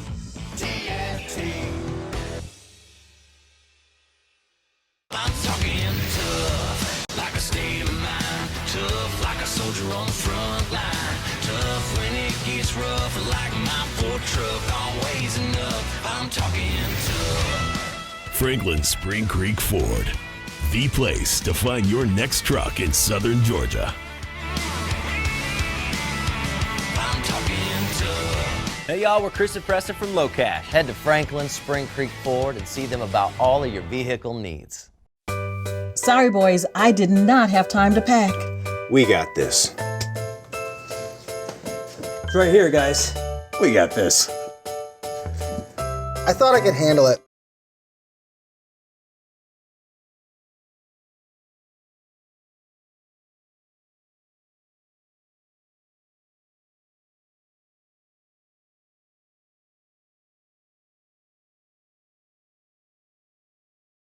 And so we get a chance to enjoy a little hockey tonight. Yes, sir. Yay, hockey. I am pleased. Tom's not kidding y'all. If you want entertainment value and in a succinct amount of time that's reasonable.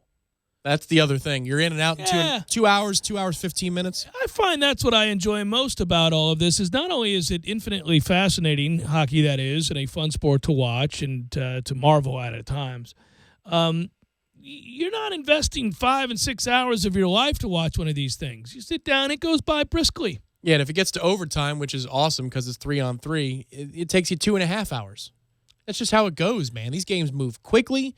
There's a lot of action. There's physicality. There's skill. You get a little mix of everything you like about sport. I'm with you on that. By the way, tonight's game is the NBC game is the NBCSN game, and that's an 8 o'clock dropping of the puck. It is worth your time to watch Tampa Bay at St. Louis, NBCSN. This will be a more physical game. I don't think this one is going to be 5-3. This is likely a 3-2, 4-1, something like that, where there's a lot of hitting going on. That's the way St. Louis plays. It's in their building, so that's the way it's going to be. That's a little bit of what's on tap. If you want, cue it up just so we do the liner secondarily when I should have done it before I announced the fact that I was watching hockey tonight. But that's all right. We can go at it bass-ackwards if we want. Ready for a cold one? Proof Brewing Company and Railroad Square Art Park presents What's on Tap. So, Jeff, what'll it be? That's what it's going to be. It's going to be that matchup, and not much more than that. Maybe a movie afterwards. Our thanks to Proof Brewing Company for sponsoring What's on Tap. Proof Brewing Company. You know, I'm watching a movie right now. It's a documentary on a guy that brought a camera to Cuba over the last, 35 years. He's been going down to Cuba over and over and over again. And he's got great footage of himself and Fidel Castro. Castro took a liking to him, oddly enough, and they have these incredible conversations, and you can watch from 25 years ago. And then, in addition, he became friendly with different pockets of people all over Cuba, that different lines of work, and you see how the years have gone by and their lives there in Cuba. But you also see, from his standpoint, he was 21 years old the first time he went, and now he's in his late 50s. It's incredible. It's really cool. Wow. It's on Netflix. Really? Yeah. Okay. Yeah, you can watch it. Sorry, that's something to watch. Again, Chew Proof on Brewing Company, that. since 2007, offering Tallahassee's finest craft beer selections at their massive tap room in Railroad Square Art Park and canned deliciousness in stores near you. So you kind of see the revolution and the result and everything else. It's awesome. So let me guess, the streets and stuff didn't change all that much in Well, no, it's a place stuck in time, of course, with the cars and everything else, which is always fascinating. But it's interesting. One of the things, not to get too into the weeds here with this subject, but one thing I always like about things like this, when you're talking about, and Cuba's not war-torn per se, but even if you're looking in war-torn countries where there seems to be, certainly a marginal amount of hope anywhere you look, or places like this where dictatorships rule the day, and you have stuff like this, where you think there wouldn't be happiness and joy, people find a way, and they find a way to get measures of that in their life with other family members in dire circumstance. And this camera catches that. You find that. It's a little uplifting, actually. It's not as dark as you might think it would be. Well, that's nice. Maybe Ozzie Guillen had it right all along. That's a joke. Yeah, it's definitely a joke. And send your hate mail at Tom. Leave me out of that one. Send it to michael@warchant.com. That's michael@warchant.com. So the thing of it is, anyhow, is that's worth your time, and maybe a little. So I'm going to watch the second half of it tonight after the hockey. Maybe it turns for the worse. Who knows? I don't think that it does. I get the sense it's not. Well, I think there's going to be some moments where you're depressed, because how could you not be? But I think that this is showing kind of a where there's a will, there's a way. Does it paint Fidel in a positive light because they get along, or does it talk about the truth of what the country is? So far, it hasn't really painted him one way or the other. It's just weird that you get this kind of intimate look at that man who I've never really seen beyond, footage, news footage, and read about. You don't see a lot of intimate conversational interaction. Yeah, the 50s and the falling off the stage, right. And that's about it. You don't get much of what's he like when he's answering a question or when he's defending communist Russia and he's talking about, it was interesting to watch this little 10-minute exchange that he had with this guy, and he had to be reminded that he knew him. One of the guys that's kind of Fidel's handler they're in this convention center. Well, there's a job. Yeah. They're in this little, you're going to get shot. Is what you would think every day you went to work. Well, anyhow, he's kind of by him, and he's ushering. First of all, you see that Fidel's big. He's a big dude. Secondly, he's kind of walking, and this he yells out in English, "Hey, Fidel, anything to say about da-da-da-da-da?" And he kind of looks back at him, and it's kind of a menacing stare. And then the handler goes, "You know him. That's the English reporter you met some years ago. That's him." And Fidel kind of warms up and smiles. It's like, "Oh, yeah." And then they start having a conversation, and he's pretty blunt about his beliefs and everything else. Listen, I'm not defending the guy at all in any way. It's just a fascinating look at a guy you don't know beyond his politics. I hear you loud and clear. Good work out of you. Good work, Matthew. It's worth your time in the documentary for What's on Top. It's good. You'd like it. It's right there. It just started on Netflix. I think it came out. Oh, there you go. A little lightning music. There we go. Rest in peace, Malcolm Young. Yeah. Haven't played it since he died. That is true. Played some, bumper music for the NFL pick segment, but not this bad boy. And this is a bad boy of a song. I remember when the Knowles used to use it for people coming out of the bullpen back in the day. Very briefly. A player. Was that when you were? When you were PA? Yeah. Well, maybe even before. I got to remember. Am I making that up? I don't think I'm making that up. What if Scooby Morgan might have come out to this? I got to go look it up. Good work. Be well. Have a good night, everybody.